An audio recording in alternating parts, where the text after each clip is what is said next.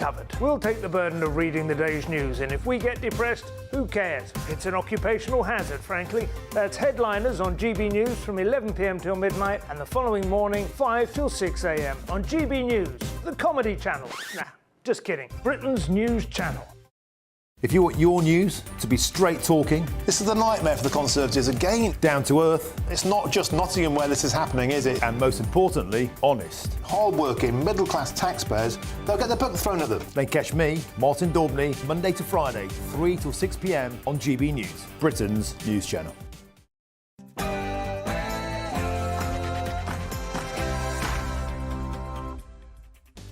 A very good afternoon to you. It's 3 p.m. and welcome to the Martin Daubney Show on GB News, broadcasting live from the heart of Westminster and all across the UK. On today's show, Labour caved in to the rail unions today in a move set to cost £500 million.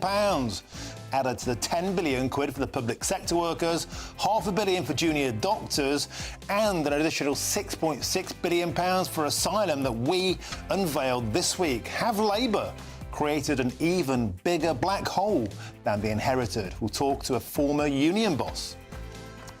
And another peaceful protest took place in Aldershot last night. We'll speak to a local who tell us that they managed to demonstrate despite there being what they said were antagonistic counter-protesters from outside of the area. And Taylor Swift's tour resumes in London today. It's her first show since the failed terror plot in Vienna. There'll be beefed-up security measures in place and we'll be live from Wembley. All of this between now and 6 o'clock.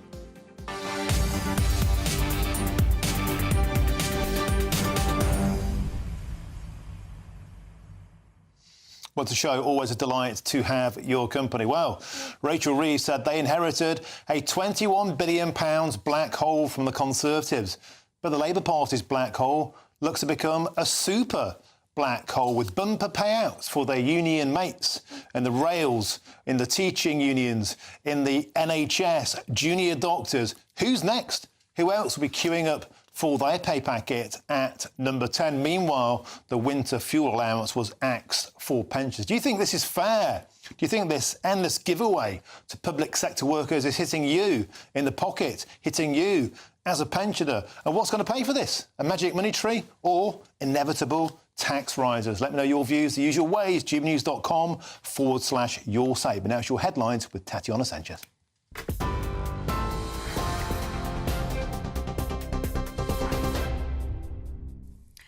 Martin, thank you and good afternoon. The top stories, and as you've been hearing, a 15-year-old boy has become the first to be charged with the more serious offence of rioting in relation to disorder in Sunderland on the 2nd of August. That's according to the Crown Prosecution Service. The boy, who's from Sunderland, will appear at South Tyneside Youth Court today, where he'll be asked to enter a plea. More information on that story as we get it. In other news, the proportion of A-level entries awarded top grades is up on last year and remains above pre-pandemic levels. Hundreds of thousands of students in England, Wales and Northern Ireland received their exam results today. More than 3/4 of English 18-year-old applicants have been accepted into their first choice of university, according to the government. However, Education Secretary Bridget Phillipson says there are still inequalities in the education system. Today is about celebrating the achievements of our young people, but I do recognise that the gaps that we've seen opening up under the last Conservative government where it comes to regional differences are really stark, and that gap is widening. There is an awful lot that we need to do, and I want to make sure as Education Secretary that we break down those barriers to opportunity for our young people, that where you're from doesn't determine what you can go on to achieve in life. The economy is continuing its recovery from last year's recession, with growth extending over the latest quarter, according to official data. The Office for National Statistics said gross domestic product increased by 0.6% between April and June. Labour's Darren Jones, Chief Secretary to the Treasury, says the government inherited a huge financial challenge from the Tories. However, Shadow Chief Secretary to the Treasury, Laura Trott, says the economic growth is thanks to previous Tory policies. These are really positive GDP figures this morning, but the only person who's not out celebrating them is the Chancellor. You know, Rachel Reeves is sitting in the Treasury fuming because this is yet more data to undermine her narrative that the economic inheritance was bad, and she can no longer use that as a pretext for the tax rises that she was planning all along.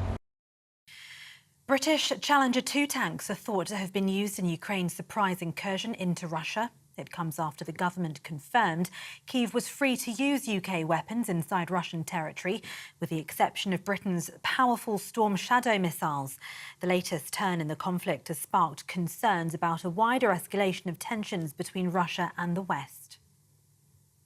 Israel's military offensive in the Gaza Strip has killed at least 40,000 Palestinians and wounded more than 92,000 since the attacks on October 7th, according to the Hamas-run health ministry.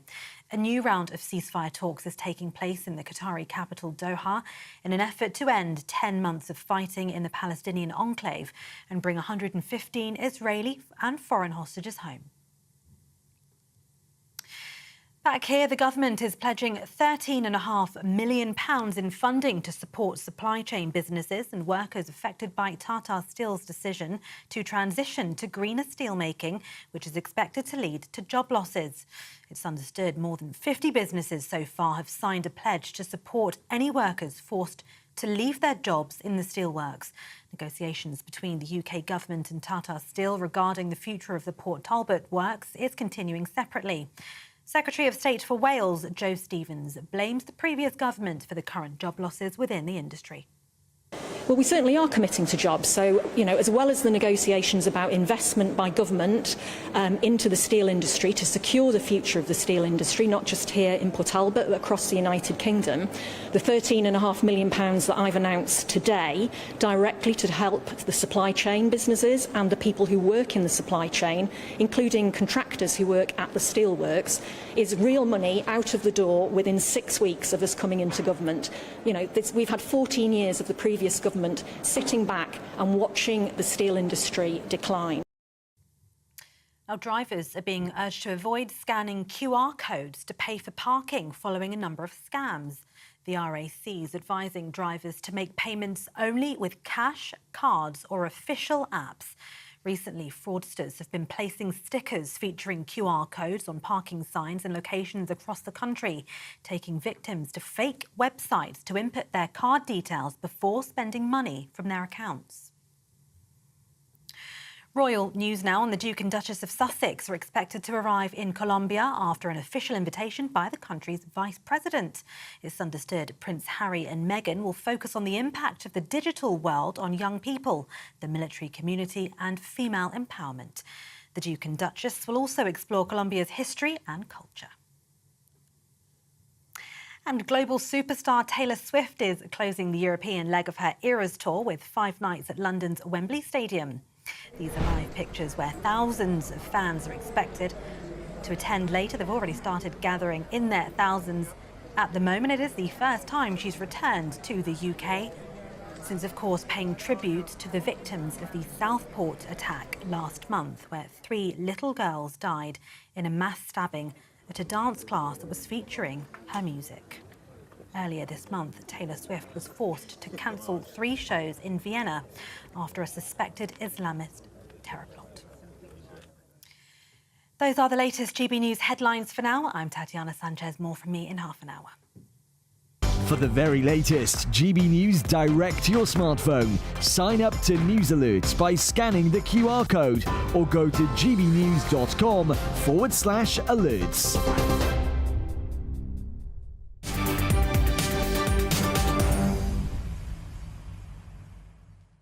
Thank you, Tatiana. We have some breaking news for you now, and the US media is reporting that multiple arrests have been made in connection with the death of Friends star Matthew Perry. The American actor died last October due to the acute effects of ketamine. He was aged just 54, and the website TMZ is reporting that at least 1 doctor and some dealers have now been arrested. They say warrants and seized computers, phones and other electronic equipment are being searched to determine who supplied Perry. The Friends star was on ketamine infusion therapy for anxiety and depression. We'll have more on that story later in the show. Moving on to our top story this hour, and train drivers from the ASLEF union have reached a deal with the government that could finally bring an end to strike action that has at times crippled Britain's rail network. But here's the big question: at what cost? Well, the deal, which would see train drivers receive a pay rise of 14% over 3 years, is estimated to cost the Treasury a whopping £100 million. Now, they have only been in power, the Labour Party, a month, and already Labour seem to be spending their way to popularity, certainly with their union and public sector buddies. So far, they have signed off a 5.5% pay rise for public sector workers, and that will cost about 10 billion quid. They've agreed a 22.5% pay increase for junior doctors' pay, which is estimated to cost up to £530 million, although some people say it's as high as £13 billion if you add in future pension liabilities. Well, so much for plugging that £20 billion black hole. Seems to be getting even bigger. I'm joined in the studio now by GB News political editor Chris Hope. Chris, a bumper payday for the rail unions. Let's start with that. It seems that way, doesn't it? 5% pay rise this year, 4.75% next year, 4.5% the following year. Probably at least twice inflation for these ASLEF train drivers. Anyone stuck on the trains, though, knows that when the train drivers go out, or virtually the entire route grounds to a halt. When the RMT, the maintenance workers, went on strike, there were some train services, but not when the ASLEF are striking. We've heard from Louise Haigh. She's the new Transport Secretary.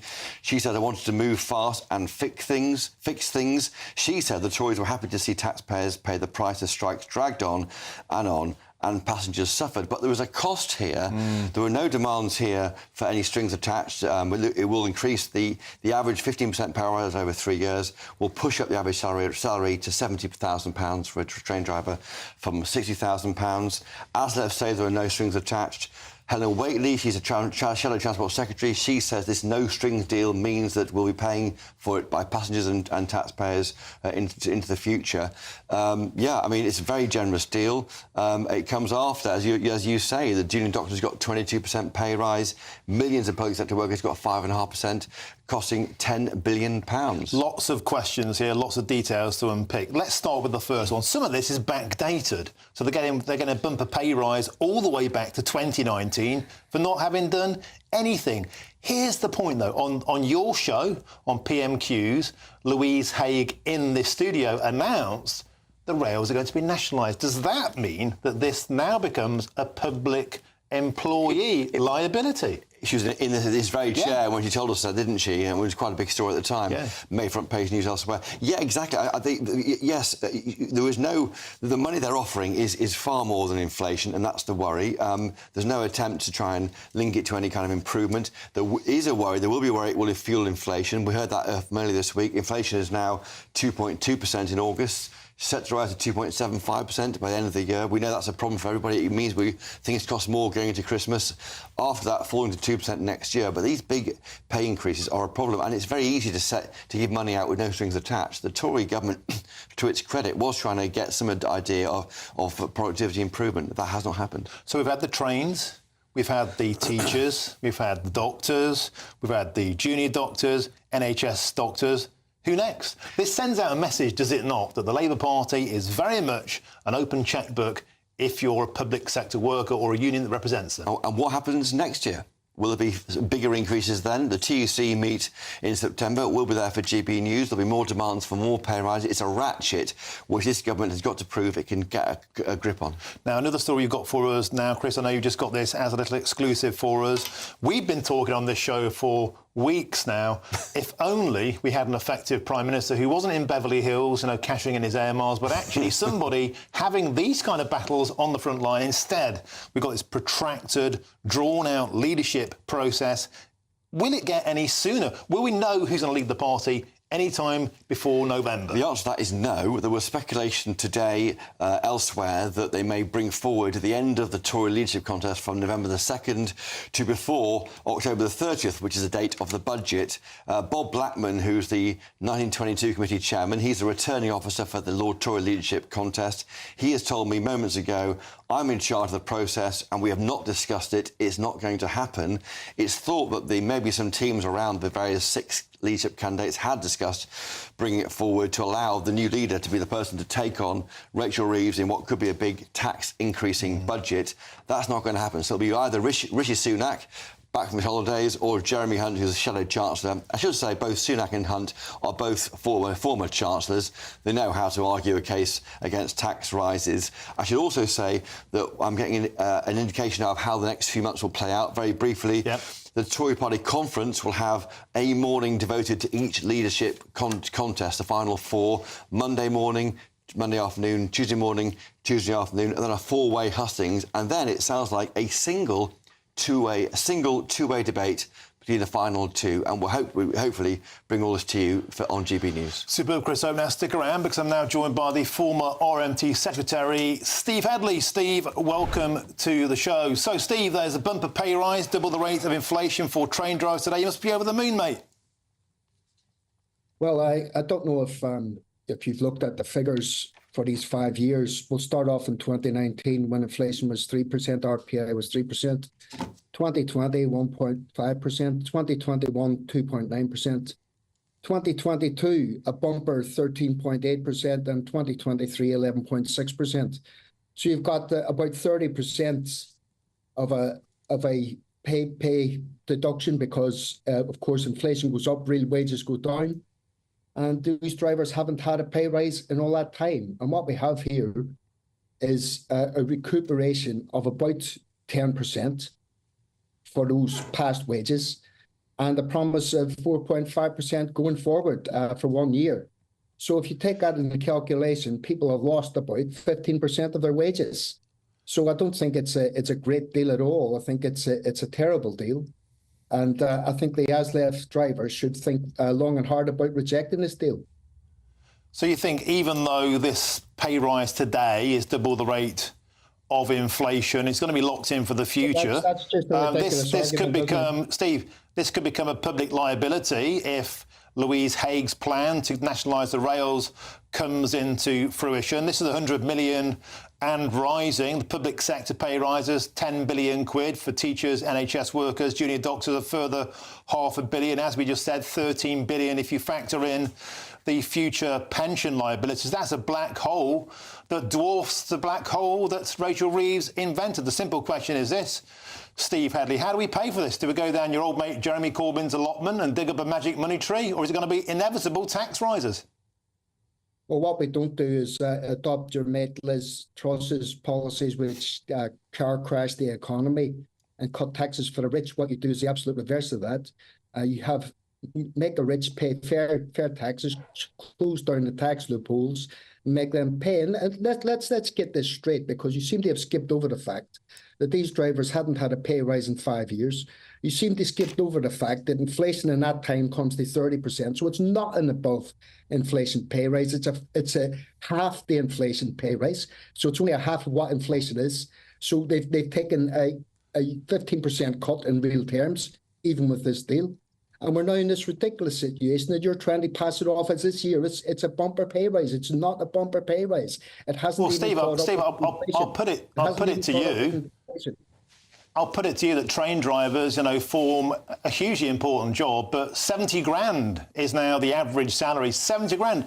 That's more than double the price of a school teacher, much more than double the price of a nurse. Train drivers are already sitting pretty. They get a public sector pension paid for by taxpayers. Are you seriously suggesting they should still reject this? The train drivers, actually, a lot of them don't get a public sector pension at all. They work for train operating companies. So I think that you should check out your facts before making statements like that. But they're about to nationalise the rails, Steve. As you know, we've had a privatisation, disastrous privatisation. When those drivers went on strike, by the government's own figures, it cost over £1 billion. Hugh Merriman, back in 2023, said it would have been far, far cheaper to settle the strikes than actually carry it on. And it was political intransigence on behalf of the Tory government that got us into this mess.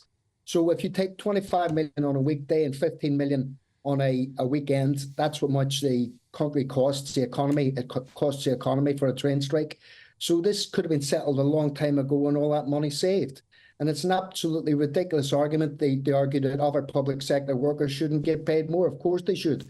We should have doctors and nurses and all those public sector workers paid more, as we should in workers in general. And what will that mean? That will mean is a massive redistribution of wealth from the parasitic elite, like your boss Rupert Murdoch, into the hands Rupert Murdoch isn't my boss. Reporters.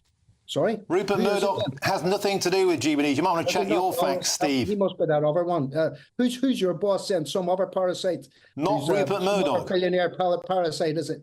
Yeah, I'd imagine he's put on 70 grand a year anyway, is he? Or public sector money. I'd imagine he's a billionaire. What the chiggins has that got to do with it? Let's stay on point about train drivers. Putting away a lot of money every week.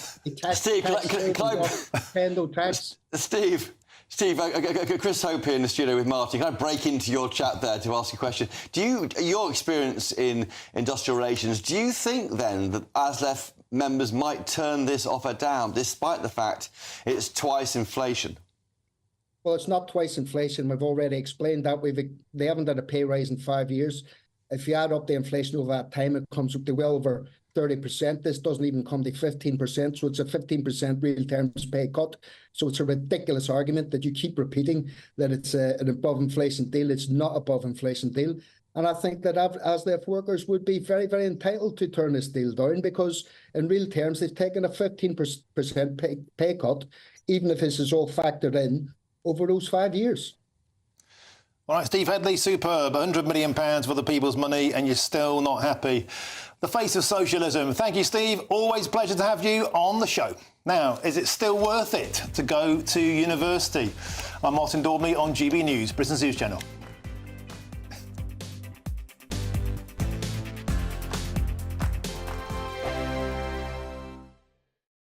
Join me, Neil Oliver, every Sunday night at 6 p.m. on GB News. And if an hour is not nearly enough for you, go to gbnews.com for special extended episodes online every Friday at 9 p.m, where we can truly get into the nitty-gritty of what's going on. GB News, Britain's news channel. Every Saturday, 10 till 12, we'll bring you all of the news that you need to know. We'll also remind you that there is so much to smile about. It's my favourite time of the week. I get to relax, enjoy some light-hearted stories, and let Ellie teach me about fashion too. That's Saturday Morning Live, every Saturday, 10 till 12. Only on GB News, Britain's news channel. This is GB News, Britain's news channel.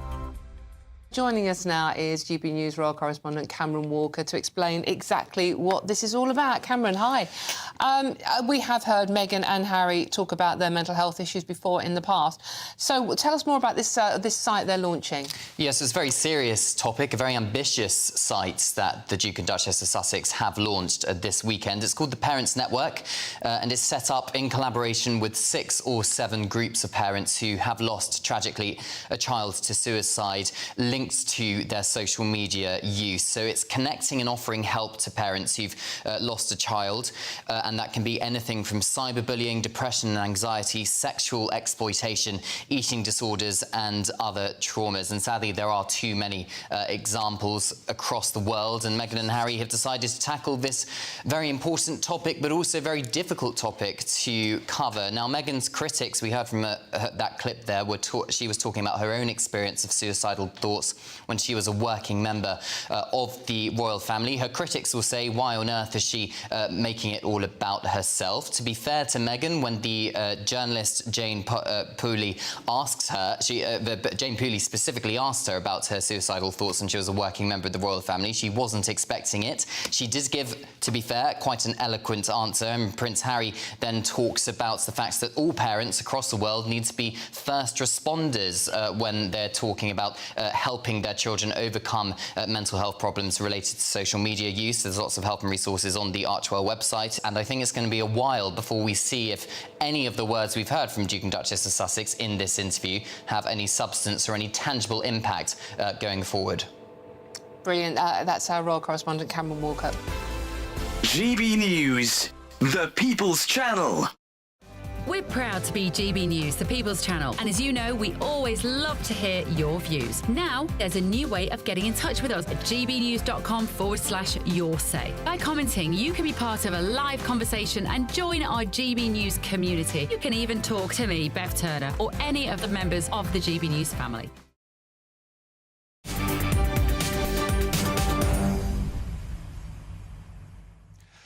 Welcome back. It's almost 3:24. I'm Martin Daubney on GB News. Now we'll bring you reaction to the breaking news that an arrest has been made in connection with Friends star Matthew Perry's overdose death last October. But first, the day is finally here. Yes, A-level results day is upon us. Congrats to everyone who received their grade today. And for many, the next step will be university. But with many courses dismissed as Mickey Mouse degrees, is it worth it anymore? Now, if you look at this list on your screen, I did geography, and that's apparently the second worst value for money degree of them all, beaten only by drama. And I do like a bit of drama too. Well, joining me now to discuss this is Kazim Chowdhury, who's an apprenticeship and enterprise ambassador from the Pathway Group. Welcome to the show. Thanks for your company, Kazim. Now, it has to be said, UCAS this week, the University Admissions Board, of course, they were saying do whatever you like, that's your passion, pursue your passion. But the fact of the matter is we have degrees now in Minecraft, the video game, a degree in EastEnders, the soap opera, and a degree in surf science. Now, Kazim, a fool of their money are easily parted. It's their choice to do so, of course. But in terms of future earning potentials, a lot of people are asking, is university worth it? What's your take? I think we've got to look at university as a whole. You know, is university as a whole delivering for the skills that we need in work today? And while a lot of people do choose to go on to do degrees that they're passionate about and study subjects that they're passionate about, that might not necessarily link directly to a job they do. I mean, I did a degree that had a route into employment. I did a law degree, but I'm not working in law today. And, you know, you go to university to study, to then get onto the career ladder. And actually, that's changing now. A lot of people are doing degrees that they don't necessarily then follow on and go into a career in. Now, it's down to each individual's choice in terms of what they feel is value for money. Personally, do I feel I got value for money for my law degree? Probably not, because I didn't go on to into the field of law. So it's not just, as it's been termed in the news today, Mickey Mouse degrees that are in question. It's university as a whole. And with the huge skills gap that we've got in our economy at the moment, we do need to look at other options for young people to go into after completing their BTECs or A-levels. And I think, you know, there's a strong focus. We call it A-levels results day, but a lot of young people aren't doing A-levels. They're doing BTECs. They're doing higher education, further education courses equivalent to A-levels. So, Kazim, I've got kids. My boy starts his GCSEs. As well, which are preparing young people. Kazim, just about to say, I've got kids. My boy starts his GCSEs next year. He's thinking about A-levels already. University isn't for everybody. It certainly isn't increasingly for the working classes. They are terrified by the amount of debt they have to take on board. Could be 50, 60 grand and rising by the time they graduate. They're paying off debts for many years. I'm fascinated about where kids should be putting their energies instead. Your apprenticeships are your thing. What's a good thing for kids to be pursuing? If viewers watching now got kids of a certain age, getting down towards this, thinking about university, what should they be looking at instead? We hear about the worst value. What's the best value use of their time, Kazim? The best value use of your time is experience. You can't beat experience. And, you know, we talk about it time and time again. You know, graduates leaving university without any experience and not being able to get a job. Now, if you want your child to get a job, get them into work. Get them into work as soon as possible, even if it is just a weekend job or any type of job. When I'm out there talking to people, I often say I started my career in retail. You know, I used to serve teas and coffees to people at a train station. But what did that teach me about life? How many different people did I have to meet and serve and speak to? And I think, you know, people's passions change over time. But I think what we need to get young people doing is we need to get them into the world of work, and we need to get them into the world of work a lot earlier. We need to get them into work or doing some work experience at the age of 16 so they can understand what they want to do, whether they want to go to university, whether they want to do an apprenticeship, whether they want to do a traineeship or a T-level. It comes down to them having the knowledge and experience and having the opportunities. So as you said to me, what is the best value for money? Well, you tell me, if you was to apply for an apprenticeship and you got a fully funded degree alongside that apprenticeship, well, actually, that's great value for money because you'll be on a course for 4 years as well as working for 4 years. So you'll get 4 years practical experience with an organization as well as a degree at the end of it. But where I think people don't see the value of apprenticeships is at the lower levels, so lower level 2, level 3, level 4.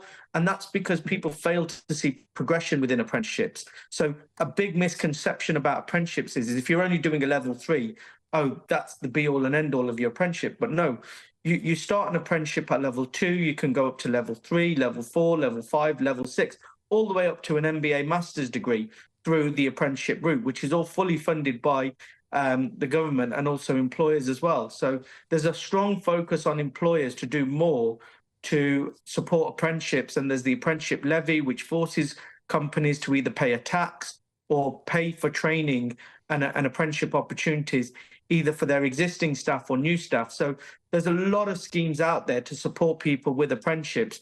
But I think it's the knowledge for parents, as your good self, understanding what is actually out there and what's available is still a big issue. Kasim, I'm smiling here from ear to ear because I just love your attitude. You've got an on-your-bike attitude. And, I was the same. I worked in a lace factory in Nottingham when I was 13 as a Saturday job, sweeping floors, clearing up. I started in journalism, sweeping floors, making sandwiches, making the tea, fetching, carrying. The power of a pound note, understanding what money is worth. So many people graduate now, they've never done a real day's work in their life. They don't understand the value of money. They don't have social skills. Kasim Chowdhury, absolutely magnificent. Thanks for joining us today on the show and the very best of luck with your work there at the Pathway Group. Don't think you have to go to university to get on in life. You can do it by any means necessary. If you've got the will, there's a way. Graft is the answer. Superb. Now, coming up next, we'll get more on the breaking news that there have been arrests in the Matthew Perry death investigation. But first, it's your headlines with Tatiana Sanchez.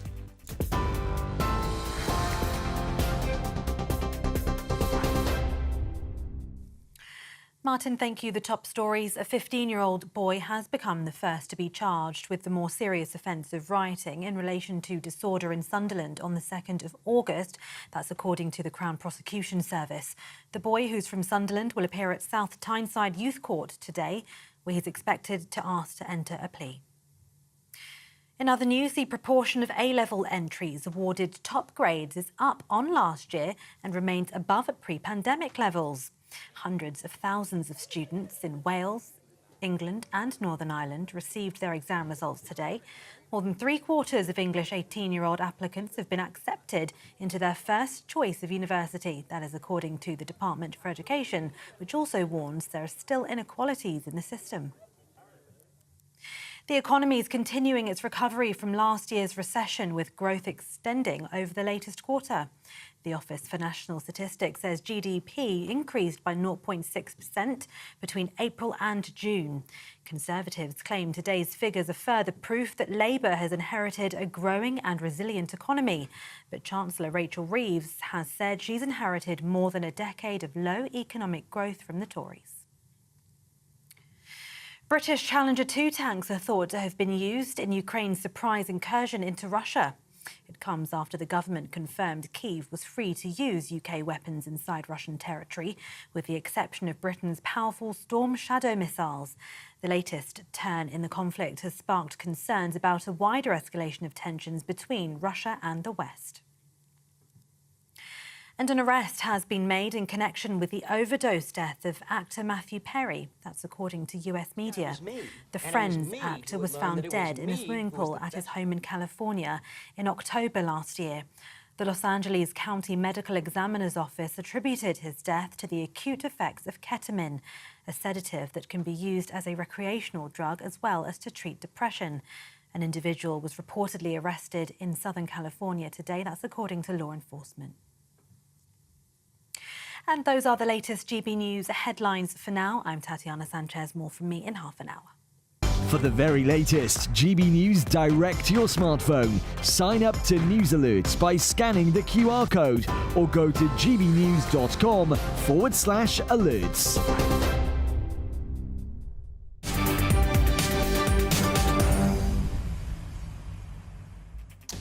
Thank you, Tatiana. Now, if you want to get in touch with me here at GB News, then simply get yourself to gbnews.com/yoursay. Get in touch and read out the best of your comments a little later in the show. I'm Martin Daubney on GB News, Britain's news channel.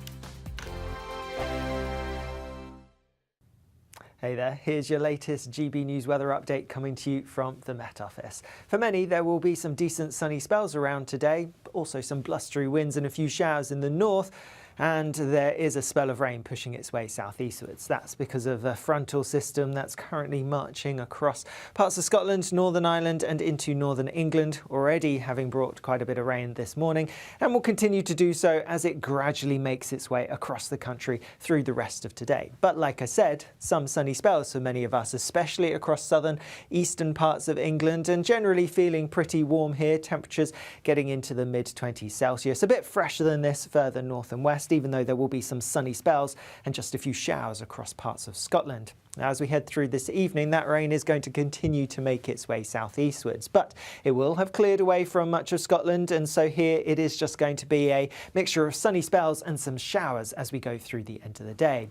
Also, a largely dry picture across much of Northern Ireland, with that rain having cleared through and only one or two showers here. Much cloudier, wetter story though across much of England and Wales as that front gradually makes its way southeastwards, but still clinging on to some fine weather across parts of the southeast for a little while longer. But that rain is going to push its way through as we go overnight, and it could actually invigorate a little bit more, so some heavy rain possible across the far southeast through the early hours of tomorrow morning. Elsewhere, we will have dry and clear weather for many places, and so it could turn a little fresh for some of us. Temperatures in some rural spots could drop into mid-single figures.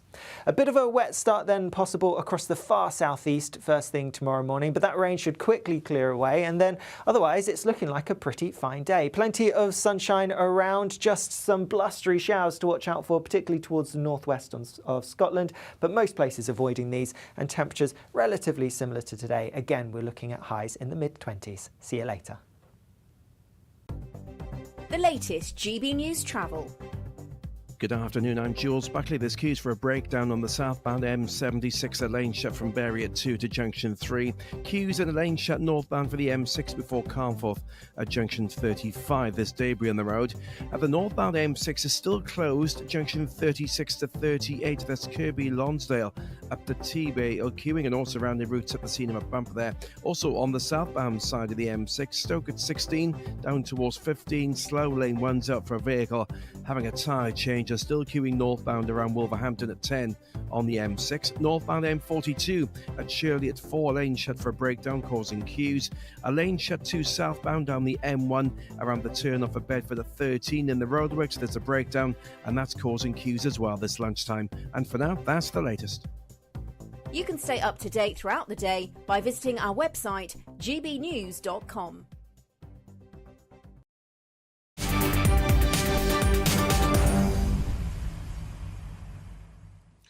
Welcome back. Your time is 3:37. I'm Martin Daubney on GB News. Now, US media is reporting multiple arrests have been made in connection with the death of Friends star Matthew Perry. The American actor died, of course, last October due to the acute effects of ketamine, and he was aged just 54. Let's cross now the pond to LA to join showbiz reporter, great friend of the show, Kinsey Schofield. Kinsey, welcome to the show. You and I spoke last October on the day that Matthew Perry was tragically taken from us so soon. Of course, he battled with addiction publicly for many, many years. And indeed, acute effects of ketamine was listed in the toxicology report. And now we have a dramatic development. Tell us more. That's right. And at the time, I don't know if you remember this, we really hesitated to go into any details around drug use. We were so concerned about tainting this legacy that he'd started to build for himself as somebody that was sober and had fought these demons. Perry had been getting ketamine-infused therapy for anxiety and depression around the time that he passed away. But his last therapy was a week and a half before his death. So the ketamine in his system was not doctor prescribed. He had the same level of ketamine in his system that is used for general anesthesia in surgery. So the ketamine ingested was not legally prescribed, and multiple agencies, including the DEA, U.S. Postal Service, and LAPD, had been conducting a criminal investigation for months. Now, at least one doctor has been arrested associated with Matthew Perry's death, along with several dealers who helped arrange and deliver ketamine to Perry. In the search warrant that they used, text messages revealed discussions Perry and the ketamine dealers had talked about how they would deliver it to him, what the price was going to be. So very good on these investigators for tracking down the individuals responsible for this. And, of course, it's important to point out, Kinsey, that ketamine, of course, is a tranquilizer. It was originally a horse tranquilizer, a veterinary drug, and as a consequence, it has a tranquilizing effect. If misused in humans, it effectively shuts down the respiratory system, it appears. At the point of death, that's what happened. He was in a hot tub, right? And so he kind of went under. Is that correct? Yeah, he was. It was so sad to see, too, because there was a haunting image that he had posted within just a few days before his death of him in that exact, jacuzzi. So that was the picture that circulated around at the time of his death. Authorities in Los Angeles are making it a priority to go after doctors and dealers who illegally push drugs. We just saw one dealer get an 11-year sentence. He was the middleman who delivered drugs that were laced with fentanyl to Mac Miller, resulting in that rapper's death. So, I mean, drug dealers beware in Los Angeles. This is being taken very seriously. And Kinsey, is it the case, just so we're clear with us here in Britain, is it the case that it is legal to be prescribed ketamine from an authorised doctor in controlled amounts? Is that the case? Yes, and he was working with a doctor to get some of that ketamine for therapy for anxiety and depression, but they realized that this was not something that was coming from a doctor. This was not being prescribed by a doctor legally, that there were middlemen involved and that they were getting this illegally from somebody. And of course, for Perry, he wanted all of this off the record because he was, to the public, living this brand new clean life.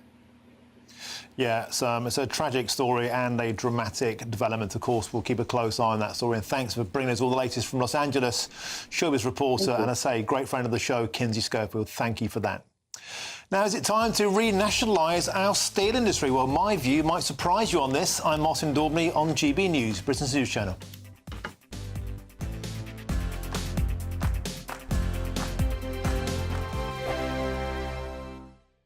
Sunday with Michael Portillo from 11, only on GB News. Controversy howls around a proposal to transform an area of Nuremberg's half-built Nazi Congress Hall into a new opera house. Proponents argue that repurposing the site for cultural use could help to reclaim the space, while opponents believe that it risks glorifying Adolf Hitler. The issue reflects broader tensions in Germany over how to handle the archaeology and architecture of Nazism.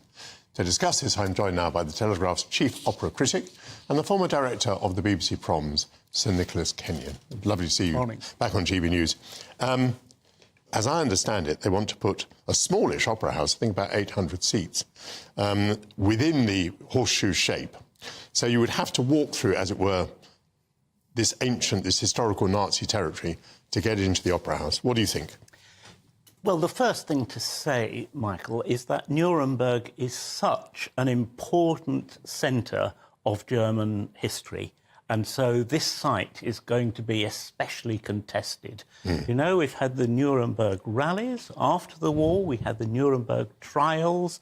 Its history goes back centuries. I went there, but I went there to visit the birthplace of Albrecht Dürer. And of course, as you would know, Wagner's Master Singers of Nuremberg is set there. So I think you've got so many things jostling. I feel absolutely certain in myself that buildings need to move on. They need to be repurposed, they need to be reinvented, but it's not for me to say what weight of tradition would fall on those people going in to a new building in the knowledge of what it used to be. GB News, the People's Channel. I'm Patrick Christie's. Every weeknight from 9, I bring you 2 hours of unmissable, explosive debate and headline-grabbing interviews. What impact has that had? We got death threats and the bomb threat and so on. As time passes, She could have saved Storm. You made my argument for me. My guests and I tackle the issues that really matter with a sharp take on every story. Went everywhere. Something practical could be done. Or I can become something different. Patrick Christie's tonight from 9 p.m. only on GB News, Britain's news channel.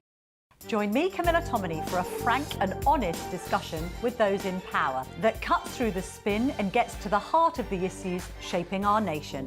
You haven't confirmed that you want to stand as leader, but you haven't ruled it out either. This report basically says that he's not fit to stand trial. Is he indecisive? Incompetent? I deliver the dose of reality Westminster needs. That's the Camilla Tominey Show at 9:30 every Sunday on GB News, the People's Channel, Britain's news channel.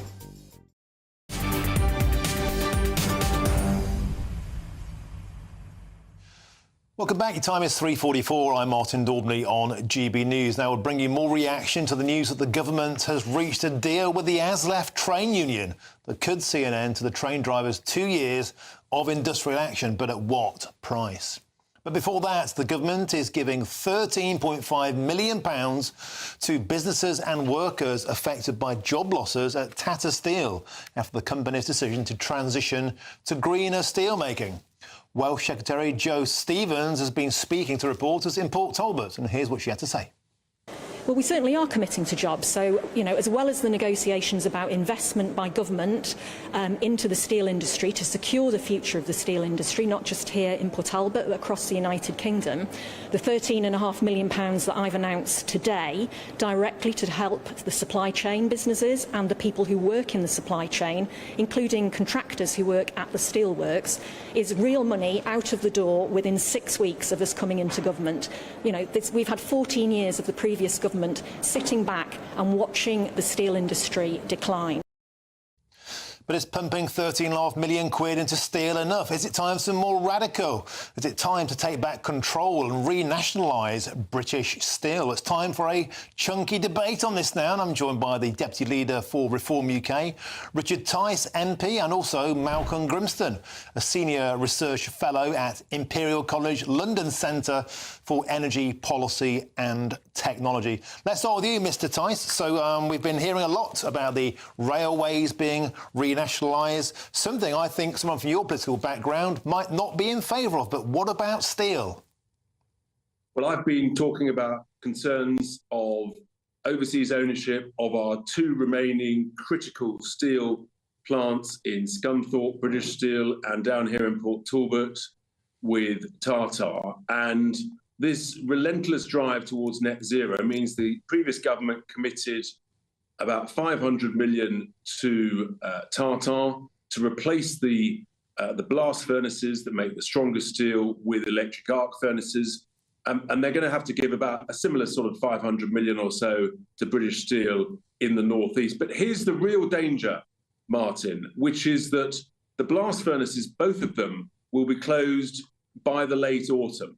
And yet they're not going to begin construction, as I understand, of the new electric arc furnaces until this time next year. My real concern is that they never build the electric arc furnaces. They may or may not bank some or all of the 500 million. But I mean, steel is a strategically important national industry, and we cannot run the risk of these furnaces being shut without a guarantee that they are not going to be rebuilt. I mean, frankly, if there'd been no net zero, there would have been no need for these electric arc furnaces. I think we are seriously exposed, and we could be heading towards total reliance on overseas steelmakers to make the strongest steel.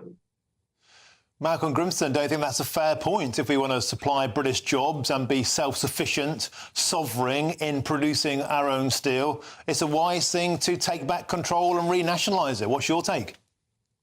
There's certainly serious points to bear in mind. I think where I'd be cautious about this approach is twofold. Nationalisation of something like the rail network or the water network, it's a different argument. Those are natural monopolies. There's no competition in the water business. There's no competition between rail tracks. And therefore, a central government involvement in that is very important because they are of strategic importance. Now, steel isn't like that. There is an enormous global steel industry, of which the UK is now a tiny, tiny part. We may bemoan that as the first industrial nation, but it is a fact. And unfortunately, experience of nationalised industries is that things don't turn out in the way that you would have expected. We had a nationalised coal industry for many years. Far from that providing security in our power supplies, we actually became so dependent on National Union of Mine Workers that we had major power cuts for 2 years in the 70s and a year-long strike in the 1980s. Steel was in effect nationalised in 1967. Before then, it had been a heavily profit-making company. Quite quickly, it went into losses because nationalised industries tend to get focused on the jobs they can provide and their position in the national infrastructure, and kind of lose sight of what nationalised industries have to do, which is focus on the consumer and the end-use people. So from that point of view, I can understand the motivation. It's certainly worrying if, as a country, particularly for defence, we need high-grade steel, and making it at home does make a considerable amount of sense. But nationalisation, generally speaking, doesn't deliver those benefits. So, Richard Tice. Yeah, there's actually a good halfway house here, which is that the government should have a meaningful stake. We could debate whether it's 30, 40, possibly 50%, probably no more, in such a strategically important industry.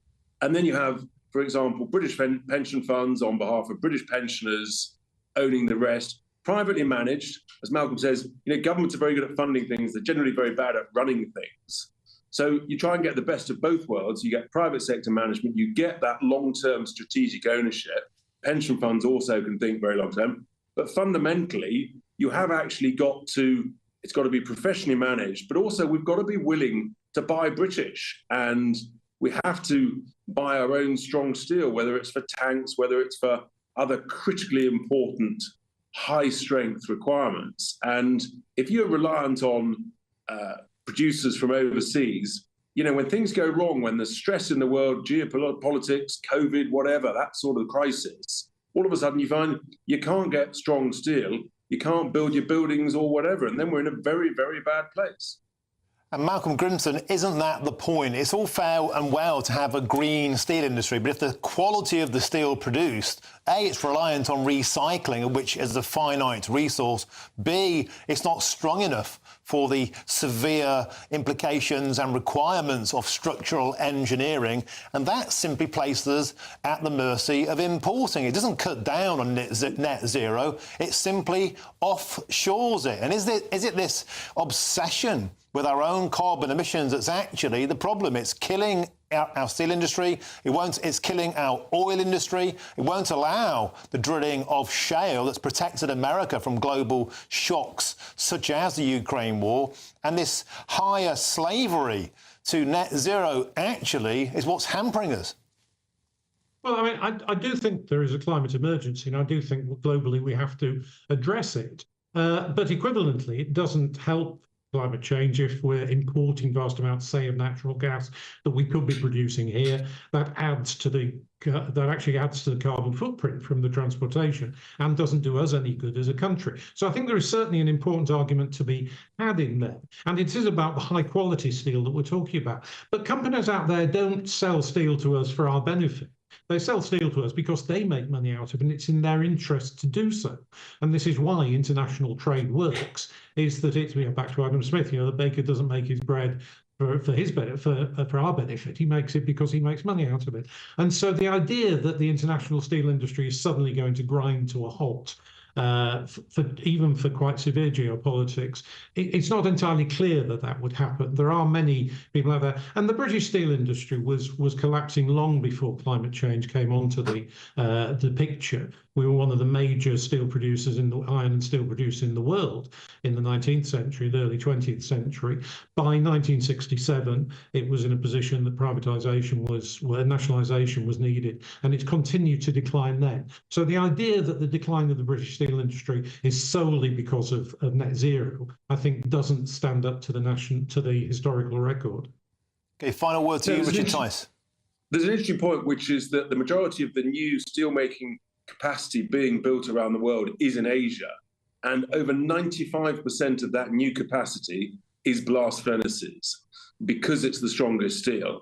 And I think that tells us all we need to know. It's insanity to be relying on these electric arc furnaces, spending huge subsidies, when actually it's not going to make any difference to carbon emissions globally because of what's being done elsewhere.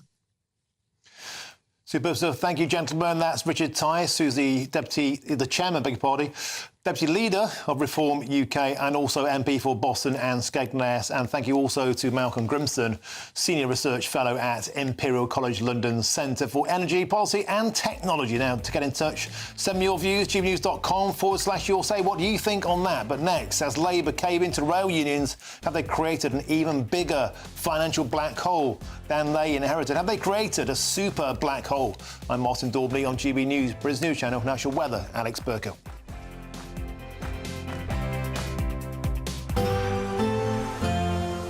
A brighter outlook with Box Solar, sponsors of weather on GB News. Hello again. Looking ahead, there's quite a bit of fine weather to come as we go through the end of the week. But before then, we do have some rain around at the moment. That is going to push its way southeastwards, clearing as we go overnight. That rain is in association with a frontal system that has pushed its way in across the northwestern parts of the UK already today, bringing quite a bit of wet weather across Scotland and Northern Ireland. It has now cleared away from those areas and is now pushing its way southeastwards across much of England and Wales as we go through this evening and overnight. Do watch out for some heavy bursts, particularly in the southeast, in association with this system. But elsewhere, once that front pushes through, we will have some drier, clearer weather developing, and under the clear skies, it could turn a little fresh, a little cool for some of us. First thing tomorrow morning, it could still be a bit cloudy and a bit wet across parts of the southeast. Still some heavy bursts perhaps for Kent early on, but that rain will quickly clear away, and then the sunnier skies across other parts of the UK will spread their way across the southeast through the day. We are going to see a few showers across parts of Scotland through the morning, and I think these showers may become a little bit more frequent, perhaps a bit more intense as we go through the afternoon. But towards eastern parts of Scotland, northern England, Northern Ireland, and across much of central England, Wales and the southwest, it is actually looking like a largely fine day. Plenty of sunshine around, and with that, yes, there will be some blustery winds towards the north with the showers, but elsewhere the winds are generally going to be quite light, and so it is going to feel pleasantly warm. Temperatures similar to today, really, looking at highs in the mid-20s Celsius towards the southeast, mid to high teens further north. More showers to come as we go through the evening tomorrow across parts of Scotland in particular, further south, sticking with that dry theme, so a fine end to the day for most of us. However, as we go into the weekend, the fine weather will continue with lots of sunshine on offer at times and just some showers towards the north, but some rain likely early next week. Bye-bye. That warm feeling inside from Boxed Boilers, sponsors of weather on GB News.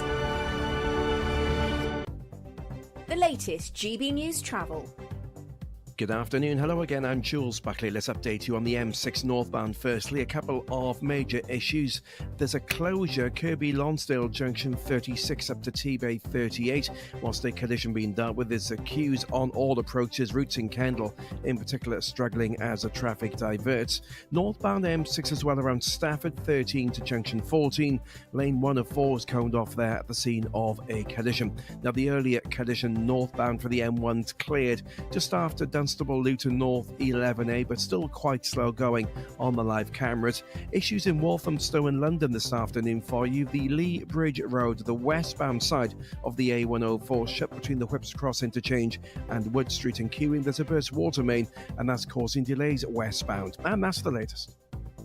You can stay up to date throughout the day by visiting our website, gbnews.com. Celebrate a spectacular summer with your chance to win an incredible £30,000 in tax-free cash in our Great British Giveaway. It's the biggest prize of the year so far, and it's totally tax-free. What would you spend that on? Luxury holidays, a new car, or just put it away for a rainy day? Whatever you do with £30,000 in tax-free cash, make sure you don't miss out on a chance to make it yours. For another chance to win £30,000 in tax-free cash, text cash to 63232. Text costs £2 plus one standard network rate message. You can enter online at gbnews.com/win. Entries cost £2, or post your name and number to GB07 PO Box 8690 Derby DE1 9TT. UK only. Entrance must be 18 or over. Lines close at 5 p.m. on the 30th of August. Please check the closing time if listening or watching on demand. Good luck. Welcome to State of the Nation, daily plunge into the stories shaping our country. I'm Jacob Rees-Mogg, and Monday to Thursday we bring you the insights, the facts, the truth about how our country is being governed. Because what happens in Downing Street matters down your street. Tune in to State of the Nation every Monday to Thursday, 8 to 9 o'clock. Only on GB News, the People's Channel, Britain's news channel. Hi there, I'm Michelle Dewberry, and I'm going to take a second to tell you all about my show, Dubes & Co. We start off with the issues of the day. We then bring in both sides of the argument. We get rid of the disrespect, and then you throw me into the mix. And trust me, I'll tell it exactly how it is. And then, of course, the magic ingredient, you at home. We mix it all together, and what have we got? In my opinion, the best debate show in town. Monday to Friday, 6 till 7 on GB News, Britain's news channel.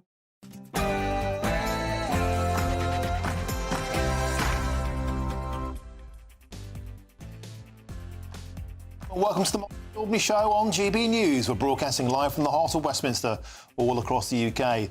On today's show, Labour finally caved into the rail unions today in a move set to cost us £500 million, added to the £10 billion for public sector workers, £500 million for junior doctors, it's £13 billion if you add future pension liabilities, and an additional £6.6 billion in hidden asylum costs.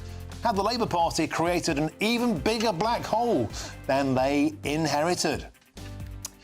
Next up, reports from the USA say multiple arrests made in connection with the death of Friends star Matthew Perry have been made. And another peaceful protest took place in Aldershot last night about asylum seekers in a hotel there. We'll speak to a local who'll tell us that they managed to demonstrate despite there being a counter-protest group, and he claims outsiders came from London to agitate them down there. Next up, Taylor Swift's tour resumes in London today. It's her first show since the failed terror plot that cancelled 3 shows in Vienna. There'll be beefed-up security measures in place, and we'll be live from Wembley. All of this between now and 6 o'clock.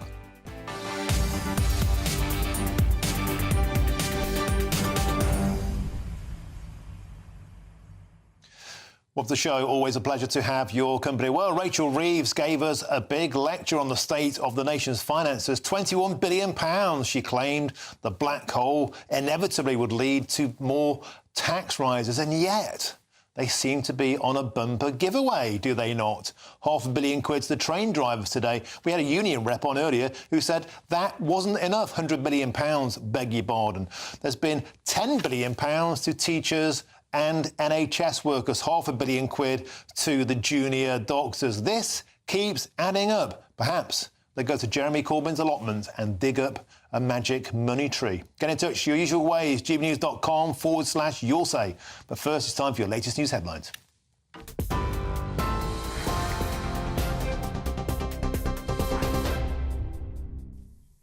Martin, thank you very much. And good afternoon. The top stories: a 15-year-old boy has become the first to be charged with the more serious offence of rioting in relation to disorder in Sunderland on the 2nd of August.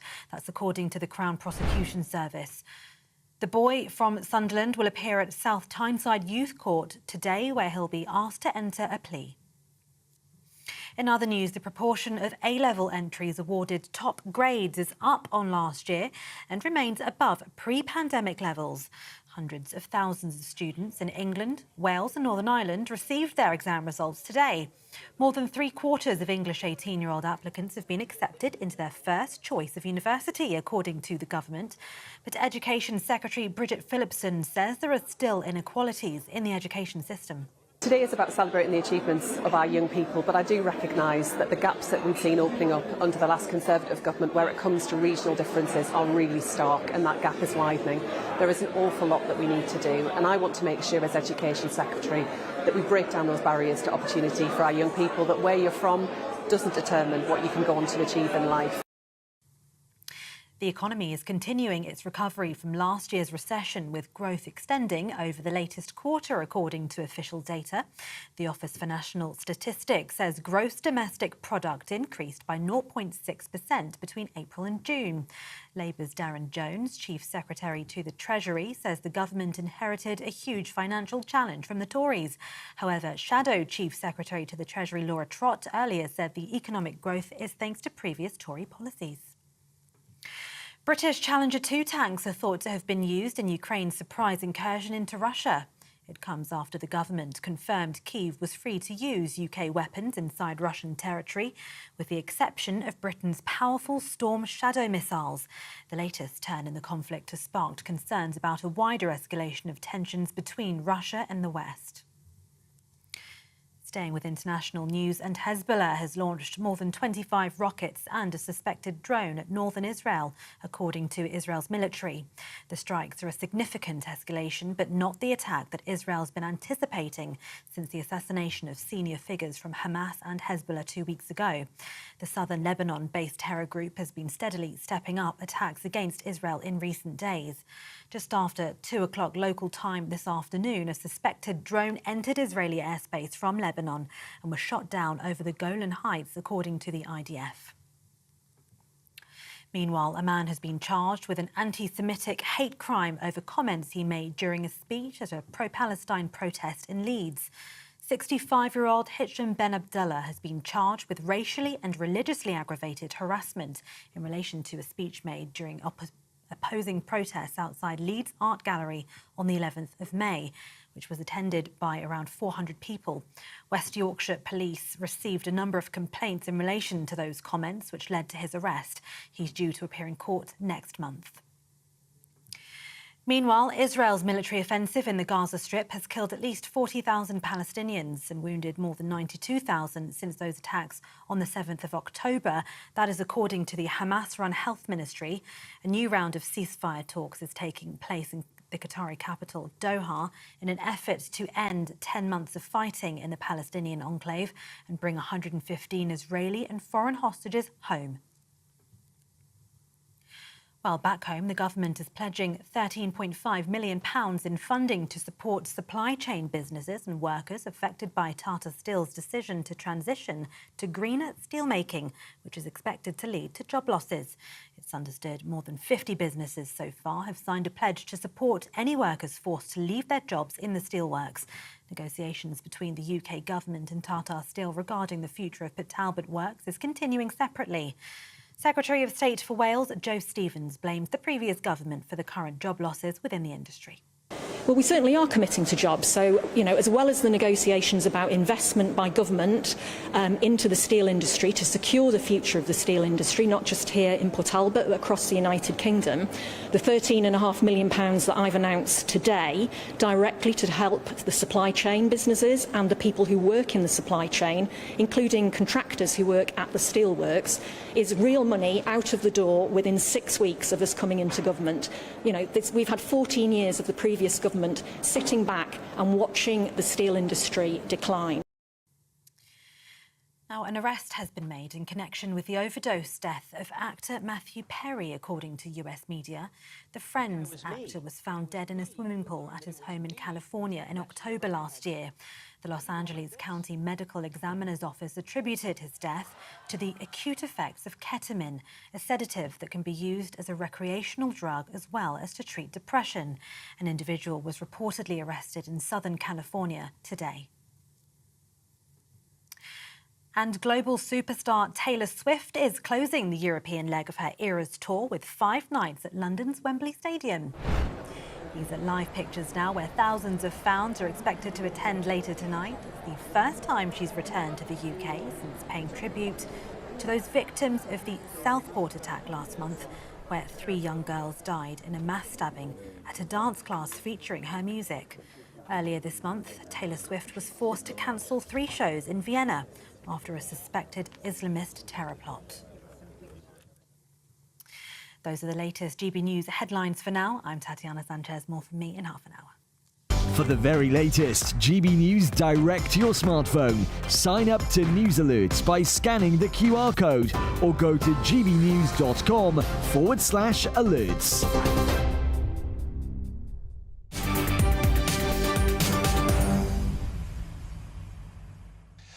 Thank you very much, Tatiana. Now, train drivers from the ASLEF union have reached a deal with the government that could finally bring an end to strike action that has at times crippled Britain's rail network. But at what cost? The deal, which could see train drivers receive a bumper pay rise of 14% over 3 years, is estimated to cost the Treasury a whopping £100 million. Well, they've only been in power a month and already Labour seem to be spending their way to popularity. So far, they've given away this. They've signed off a 5.5% rise for public sector workers that will cost us around £10 billion. They've also agreed a 22% increase for junior doctors, and that is estimated to sting us around £530 million. That's £500 million. So much for plugging that $20 billion black hole. Well, I'm joined now in the studio by GB News' political editor, Chris Hope. Chris, welcome to the show. So Rachel Reeves was, at first, old Mother Hubbard, very, very prudent financially until they got in power. Now it seems that whichever union knocks at the door at number 10 gets a bag of silver. So let's start with the trains. It does feel that way. The trains deal is the most recent one. The train drivers, ASLEF union, they've been striking for the best part of 2 years over pay. They've been given a 15% pay rise over 3 years, taking average driver pay to £70,000 a year from £60,000 a year. Big increase. Louise Haigh, the Transport Secretary, says I wanted to move fast and fix things. Fair enough. She said the Tories were happy to see taxpayers pay the price as strikes dragged on and passengers suffered. It's easy spending money. It's harder saving money, and it's very hard attaching strings to deals. There's no strings attached here in this deal, the Tories say. Helen Whately, the Shadow Transport Secretary, no strings deal means that this will be paid for by passengers and by taxpayers, she says. It comes after, as you said there in that graphic, 22% pay rise for junior doctors, 5.5% pay rise for millions of public sector workers, £10 billion cost.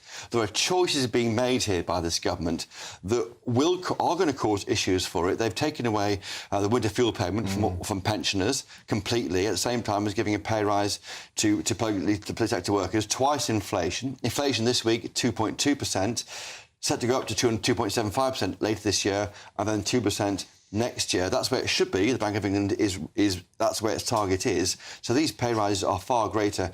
You heard earlier, though, from that former RMT General Secretary, your old friend there, Steve Headley, and he made the point that there's been 3% inflation in 19, 1.5% in 2020, 13.8% in 2022, 11.6% in 23. So over the piece, it's merely restoring pay to where it should be. That's what they would be arguing. But the worry is going to be that these double inflation pay rises going forward could have a bearing on inflation, and that's bad for all of us. And in fact, Steve Headley astonishingly said that he would reject the £100 million, and that's when I said, you know, a socialist not happy with £100 million of other people's Martin, money. That's the point. You picked him up on that correctly, because where does it end? I mean, we have heard there's rumours that junior doctors might have another go next year. When will this government start to show a bit of steel on these pay offers? So far, they've had quite a good run of it. And Louise Haigh, you mentioned there now, the Transport Secretary, sat in that very chair when she announced that the Labour Party wanted to nationalise the railways. Does that mean that all of these pay rises will become a public liability, a public sector taxpayer liability? I would argue they already are, Martin, given the state that they rely on the generosity of the public purse to run these services. What's going to happen is, as these franchises come to an end, they'll fall back into public ownership. So after 5 or 10 years, maybe, the entire network is back as it used to be under British Rail before it became Railtrack, and then Network Rail was floated off. May work, it may not. I think it hasn't really worked, privatisation on the rail network. In the same way, it hasn't really worked with water companies. There's not enough competition. And we're about to talk to the Taxpayers Alliance in a short while. Stick around for that, about where's this money going to come from. And another story I want to talk to you about was, if only we had a Prime Minister in place who would be shouting and biting back about all this, but we don't. We seem to have Rishi Sunak, who's gone AWOL in Beverly Hills, and we have 6 anti-Faragists scrapping it out, and we won't know who's actually going to be taking these kind of battles until November, or they're going to get their act together and do it sooner. Remember, the 6th is a date. Now, there has been chatter today that they might bring that forward to before the October 30th budget, because we've had Rachel Reeves talking today about difficult choices, hinting at big tax rises in October 30th. Some campaigns wanted to have the winner selected of the 6 MPs trying to succeed Rishi Sunak by the October 30th, but I have been told by Bob Blackman, now won't be known to viewers necessarily, but he's the 1922 committee chairman, he's the returning officer on the entire contest. That will not happen, he says to me. They're going to get down to 2 candidates by about very early October, and then it's quite important that members get a long chance to have a look at those 2 final candidates. We'll bring it to all our viewers live on GB News. A lot of infighting at a time when they should probably be fighting. The Labour Party, stick around, because we are going to join now the Taxpayers Alliance, their head of campaigns, Elliot Keck. Elliot, always a pleasure to have you on the show. So let's do some sums, shall we? Now, I'm not as good as maths as you are, but this adds up to a whole flipping great wad of cash.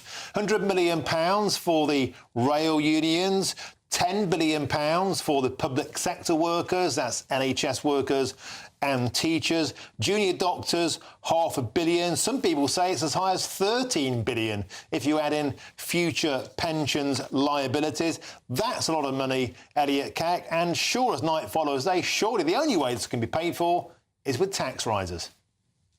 Well, a very good afternoon, Martin, and we're certainly seeing a disturbing pattern emerging. The thing we have to remember, of course, with the railways is that the only way that they're able to run is because of the enormous subsidies that they're handed. It's about £11 billion a year. It's well over half their income, so they don't actually have enough money to cover the cost of providing those services. And yet the new Labour government has decided, rather than looking at reforming the railways, changing the way they work, rather than looking at increases in productivity, they've simply given away vast amounts of cash, and it will be taxpayers that will pay. Yes, you're right. I think, unfortunately, through tax rises, as Rachel Reeves has said, but it would also be commuters who pay through increased rail fares. Elliot, it's Chris Hope here in the studio with Martin. Can I ask you a question which is not entirely clear-cut as far as I can see? Are these double inflation pay rises, are they inflationary? And if so, how much will they add to the CPI rate of inflation, do you think? Well, listen, it's impossible to say an exact amount, but what we do know is the public sector take at about 48% of overall government revenue. The public sector pay bill is an absolutely vast one. So whenever you start hiking public sector pay by significant amounts, and of course we already are seeing some inflationary pressure starting to return. We saw inflation tick up just in the last couple of days. So whenever you make such significant pay rises to such a significant part of the workforce, and a workforce that isn't seeing productivity improvements and hasn't seen productivity improvements really for decades, and undoubtedly there is a risk that it could be inflationary. And there's a feeling, Elliot, that there'll be a growing queue because the message that's being sent out by number 10 takes us back, I believe, to the 1970s. Let's have some sandwiches, let's have some warm beer, let's ask for a pay rise. And we've already seen a whole host of unions coming through the door. This surely sends out the message that the Labour Party will welcome any other union into number 10 or number 11 to talk about their bag of silver. Well, absolutely, Martin. You refer back, of course, to the 1970s, which, of course, ended in the winter of discontent and at one point had inflation of 25%. Of course, we had inflation of 11%, but it was actually double that in the 1970s. And I think you're right. At the moment, Labour is showing that they're caving into every single demand. And the real problem with that, and something I mentioned a moment ago, is that it's no strings attached. And that's actually how it's been described in the media today. No strings attached. There isn't any productivity requirements. There isn't any reforms being made. And we have to remember the reason why we have a productivity crisis in this country is not to do with the private sector. They've actually seen pretty good productivity improvements in the last few years. The problem is almost entirely the public sector. And if you're throwing huge amounts more money at public sector pay without productivity improvements, you're not going to see any improvements in service, and you could end up seeing inflation. Now, Elliot Cagg, the Chancellor has said there won't be a tax rise on income tax. There won't be VAT rises. There won't be national insurance rises. But to be Mystic Elliot for a minute, I mean, they've got to raise taxes somewhere. Is a direction of travel, a flash of the ankle, if you like, the winter fuel payment, £4 billion of savings there, looking at pensioners, looking at the better off. Who do you think the Labour Party will be going after in terms of filling their black hole? Well, we've already seen them, of course, significantly reduce the scope of winter fuel payments. You're absolutely right to point that out. I think, listen, something else that I'm really concerned about, I know they've explicitly ruled it out, but I'm looking at national insurance and I'm wondering whether they're starting to think about that. Because capital gains tax, a tax that they've said they want to raise, their own figures say that that's not going to raise any money. That £20 billion black hole could, I'm very unfortunate to say, it could immediately be filled by reversing the 4p cut to national insurance. And while they have ruled it out so far, at the moment, they've got a bit of a record of breaking promises over the last month. Elliot, if you look closely at the £20 billion black hole which the Treasury's said she'd found, have you looked at it? Is it real? Well, it's certainly debatable. The problem is with the black hole is so much of it has been created by the fact that Labour want to increase spending so much. So it is in many respects a self-manufactured black hole. That isn't to deny the state of the public finances. We at the TPA are running a campaign at the moment on the national debt. It is over $2.5 trillion. So there is a problem with the public finances. But that specific 20 billion figure is driven in large part by the Labour Party's own desire to splash the cash. OK, thank you very much for joining us. That's Elliot Cagg, the head of campaigns at the Taxpayers Alliance. And also, of course, thank you, Chris Hope, for joining me in the studio. Now, what's that sound?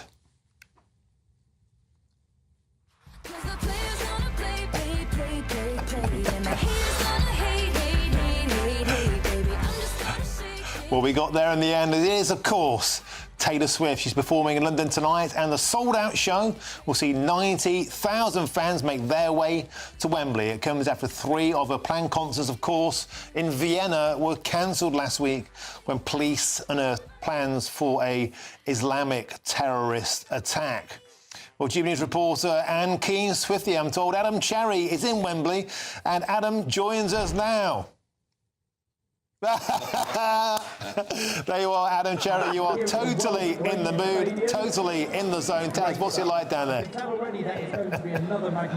Well, Martin, Taylor's not on stage for another 3 hours or so, but already here on Olympic Way, you can see behind me, those watching on television, very, very busy here. In fact, we're going to go on a little bit of a wander, so you'll see just over my right shoulder as we come round here, Wembley Stadium behind me. As you said, 90,000 people are here. We've been here for several hours, and it's a great atmosphere already. The tensions over the security issues and what happened in Vienna, there is enhanced security here, but still everyone's having a great time. I've got all my friendship bracelets. Look, I'm a Swiftie in training, Martin, so I'm learning on the job. I've got a few friendship bracelets here, and I spoke to a few Swifties earlier today who explained what it's all about and what we can expect tonight from the gig. So why don't we take a listen to what those guys had to say? I think it's a lyric in one of her songs, so like people started making them for the tour and handing them out. Yeah. I've got to try and get some later. Definitely. Do you want one? We can. I haven't got any to trade. Can I get some? Totally have one. Guys, we're getting the bracelets. This is fantastic. I was challenged to do this. Yeah. And well, already. there's your first one of the day. Brilliant. What a treat. Yeah. Debut. My first bracelet. First concert. I'm ready for it. I'm ready for it. I think it's going to be really good because we're down in the standing bit as well, aren't we? So we're going to be quite close, I think. Lots of fun. Have you got friendship bracelets? I've just picked up my first one. Oh, you've got to get on it. Yeah, I've never really done that sort of thing for concerts before. I haven't been to many concerts, so this is like the biggest I've ever been to. Really excited, yeah. We're just tired. We've already done see, but we're knackered. Oh my God, so tired, but like... So have you got any merchandise, or is this just... No, It's just food. This is just food for the queue. We're going to go wait in the queue for standing now. Yeah. First friendship bracelet, you see. Oh, I love it. Have you got bracelets? Yeah, I've got some. I stole some of hers. There you go, Superb Martin. stuff. Just in the last few minutes, I've got another one. So I've got 4 now, but if you want one, Martin, I can bring one back for you.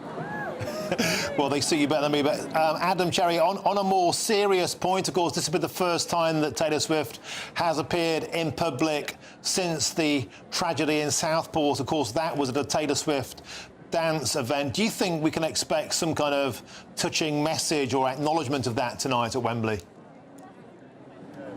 I think you can expect so, yeah. As you say, it's the first time she's appeared since that, and of course, as we mentioned, since the event in Vienna. So there's a lot riding on this gig in certain respects. It will mean a lot to a lot of people. And I'll just touch briefly on the security measures here because it is relevant. They're telling people you can only bring one bag in. It has to be about the size of an A4 piece of paper, so a very small bag. Everything's being checked as we enter, as you would expect, and you're not allowed to congregate outside of the venue either, as people often usually do actually at these gigs, and sing along if they haven't got tickets, but people are going to be moved on if they try to do that. So there are some lingering issues over this gig, but actually it's a nice thing, and I think people will be really excited for it. Superb stuff, Adam Cherry in the element there. We're back to you later in the show for more. Now, still to come, Sadiq Khan is apparently plotting to impose rent controls in London. What fresh madness is that? I'm Martin Daubney on GB News, Britain's News Channel. On the wide, we are.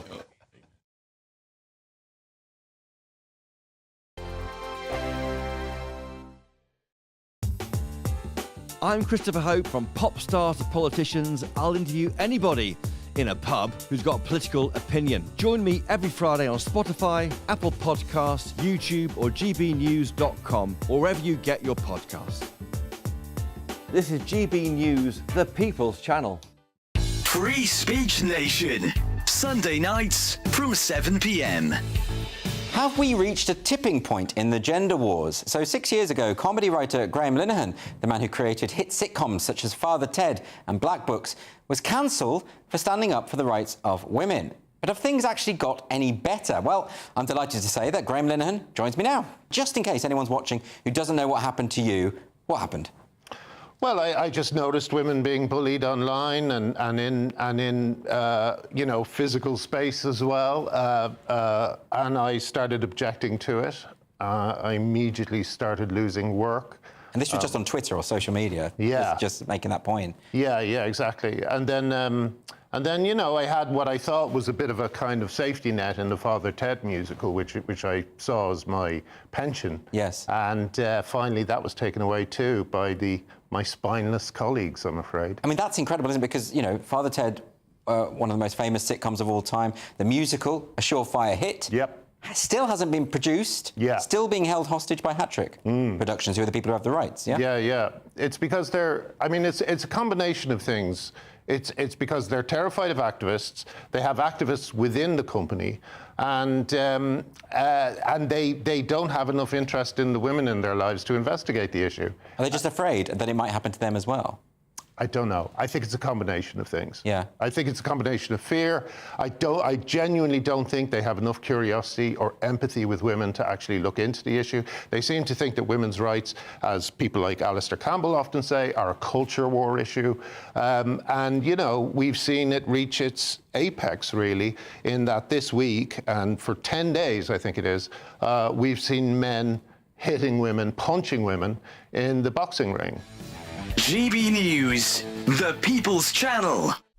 Every Saturday, 10 till 12, we'll bring you all of the news that you need to know. We'll also remind you that there is so much to smile about. It's my favourite time of the week. I get to relax, enjoy some light-hearted stories, and let Ellie teach me about fashion too.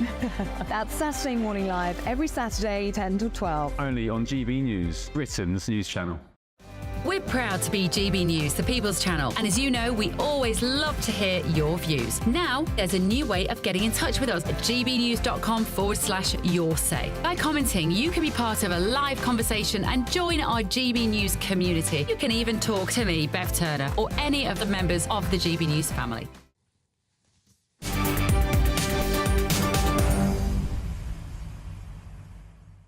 Welcome back. It's 4:27. I'm Martin Daubney on GB News. Now, Sadiq Khan is apparently plotting to impose rent controls in London. Well, this is a move that could slash landlords' incomes by thousands of pounds a year. Can it possibly work? Well, joining me now to discuss this is a man who knows the answer to that question. It's a property expert, Russell Quirk. Russell, welcome to the show. Not the first time that Sadiq Khan has said this. In fact, his friend Jeremy Corbyn has banged this tub in the past. What's it all about? Can it work? And will it ever happen? Well, I hope it doesn't. And it's, look, Martin, frankly, this is just cheap posturing politics on the part of Sadiq Khan. So just to reassure London landlords, Sadiq Khan doesn't have the power to do this as London mayor. But of course, his friends, as in Keir Starmer, etc., are now in number 10. So, of course, he will be lobbying his mates to try and have the power to do this. So effectively what he wants to do is to cap the amount that landlords can charge, or indeed the rate of increase that landlords can impose on tenants. Now, that sounds like a great idea, doesn't it? You know, on face value. But think about this for a second. If you're a landlord, and bearing in mind most landlords, Martin, are not big corporate ogres. They are individuals that put their savings into between 1 and 3 properties only. They're struggling right now because of increasing legislation from government, the past government, and more of that to come, I'm sure, with the current government, but also because of interest rates biting and so on. So what will happen if you say to landlords that you are now limited in terms of you being able to match the market in terms of market movements, as rents obviously would increase naturally as demand increases? Those landlords, frankly, are going to flee the sector. There's already data saying that last year 70,000 landlords exited the private rental sector. So Sadiq Khan needs to be very, very careful what he wishes for. Now, all he's concerned about, frankly, is the PR opportunity here, how this looks to his electorate, Labour voters and tenants. But mark my words, in every place that this has been tried, so as an example, Scotland and Berlin, this has failed, mainly because you see an exodus of landlords. And the other thing, just to say, Martin, is the brass neck of Sadiq Khan knows no bounds. Only yesterday, it was revealed that he, in the previous quarter, only succeeded in delivering 2% of the affordable homes that he was slated to deliver. So only 150 out of 3,000 homes that his target was sat at. So for him to have the gall, for him to have the brass neck to say that landlords should now suffer, well, frankly, I'd suggest to Sadiq Khan, Martin, that if he built the houses that he damn well committed to, you wouldn't have to worry about capping rents because there'd be more properties and the market would look after itself. Now, Russell, Sadiq Khan would no doubt say this is about fairness, it's about affordability. He's also said he's no plans to do it imminently. But let's trace back to May. When probed on this, Sir Keir Starmer said that we have to stop landlords ripping people off and we can pass legislation if necessary. Rachel Reeves, before the election, then said, I think that should be up to local areas to decide. Well, London is a local area. If you add all of this together, you can see that the political will does seem to be there. But it's really cloth-eared. I mean, it's incompetent, frankly, of a government or a local authority to think that the long-term answer to the problems within the private rental sector are to cap rents, because it simply drives landlords away. Now, if the government, either this one or the previous one or the one before that, had built enough homes, enough rental homes and so on, then there'd be enough to go round and this wouldn't be a problem. But landlords are the ones that are having to fill the gap, frankly, in the homes that aren't built. You know, we all know that we have a deficit in terms of new home delivery in this country, but in particular social homes. You know, you've got millions of landlords now that are renting properties to people on housing benefit. Those landlords, Martin, are just going to have enough. They're going to say, look, I might as well put my money into gold or classic cars or, you know, some other investment vehicle, because this private rental sector thing just isn't worth our while anymore. And that will create a shortage, which means effectively Sadiq Khan will be turning people out on the streets because there won't be the rental homes for them to live in. It's a no-brainer not to do this, but I'm afraid Labour politicians, as we well know, they think about ideology and populism rather than the unintended consequences that they're then later responsible for. OK, Russell Quirk, a font of knowledge, on point as ever. Thank you very much for joining us on the show. Always an absolute pleasure. And now it's your latest news headlines with Tatiana Sanchez.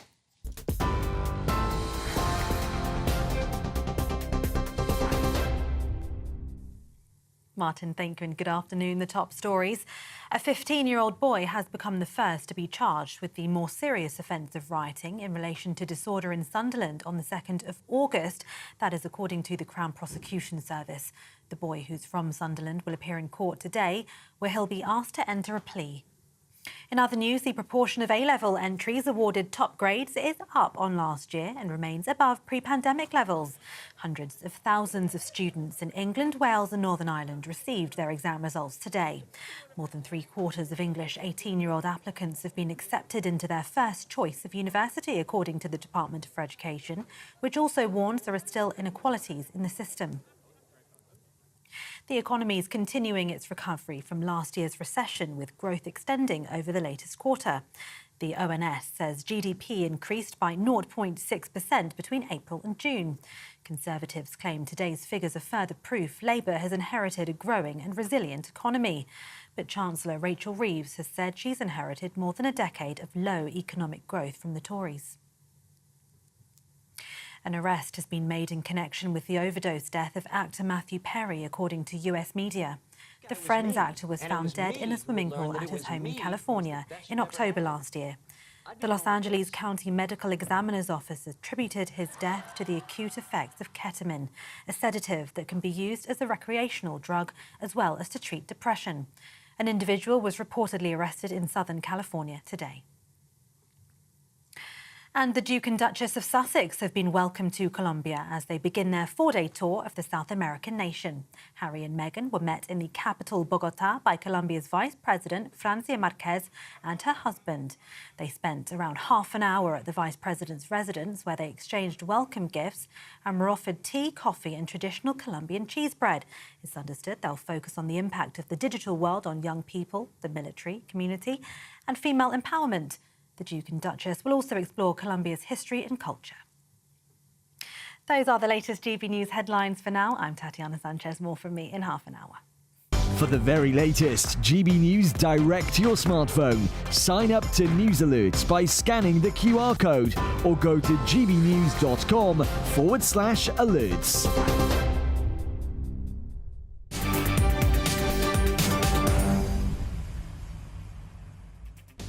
Thank you, Tatiana. Now, if you want to get in touch with me here at GB News, you know what to do. Simply go to gbnews.com/you'll say, ping your best comments over, and I'll read some out before the end of the show.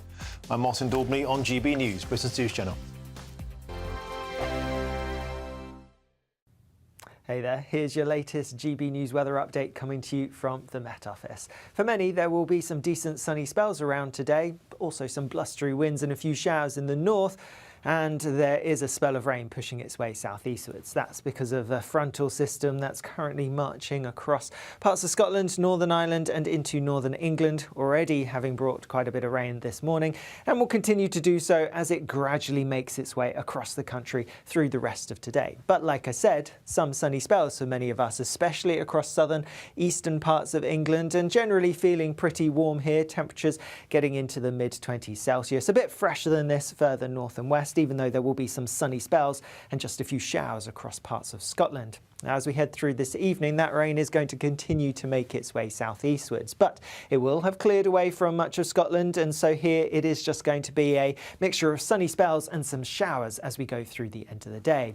Also, a largely dry picture across much of Northern Ireland, with that rain having cleared through and only 1 or 2 showers here. Much cloudier, wetter story though across much of England and Wales as that front gradually makes its way southeastwards, but still clinging on to some fine weather across parts of the southeast for a little while longer. But that rain is going to push its way through as we go overnight, and it could actually invigorate a little bit more, so some heavy rain possible across the far southeast through the early hours of tomorrow morning. Elsewhere, we will have dry and clear weather for many places, and so it could turn a little fresh for some of us. Temperatures in some rural spots could drop into mid-single figures.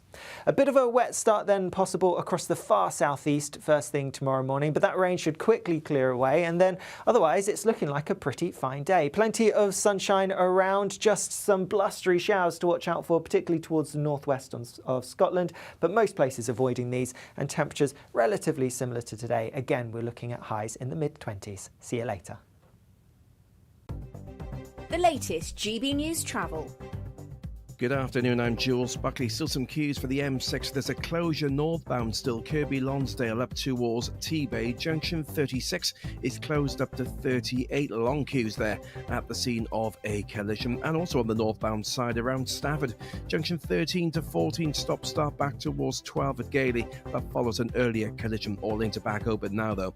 Eastbound M62, there's a medical emergency, so a lane closed and queues. Ainley top 24 heading towards Brickhouse at 25. Northbound M40, a lane shut on the exit slip to come off at the High Wycombe Handy Cross roundabout junction 4. There's queues for a broken down car. And still queuing northbound for the M1 just after 11A for Dunstable and Luton North, or the earlier collisions cleared. All lanes are now back open. And for now, that's the latest.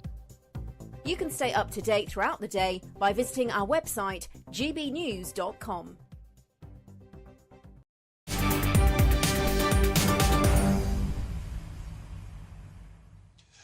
Welcome back. It's 4:38. I'm Martin Daubney on GB News. Now, shortly we'll be discussing the beginning of Meghan and Harry's tour of Colombia.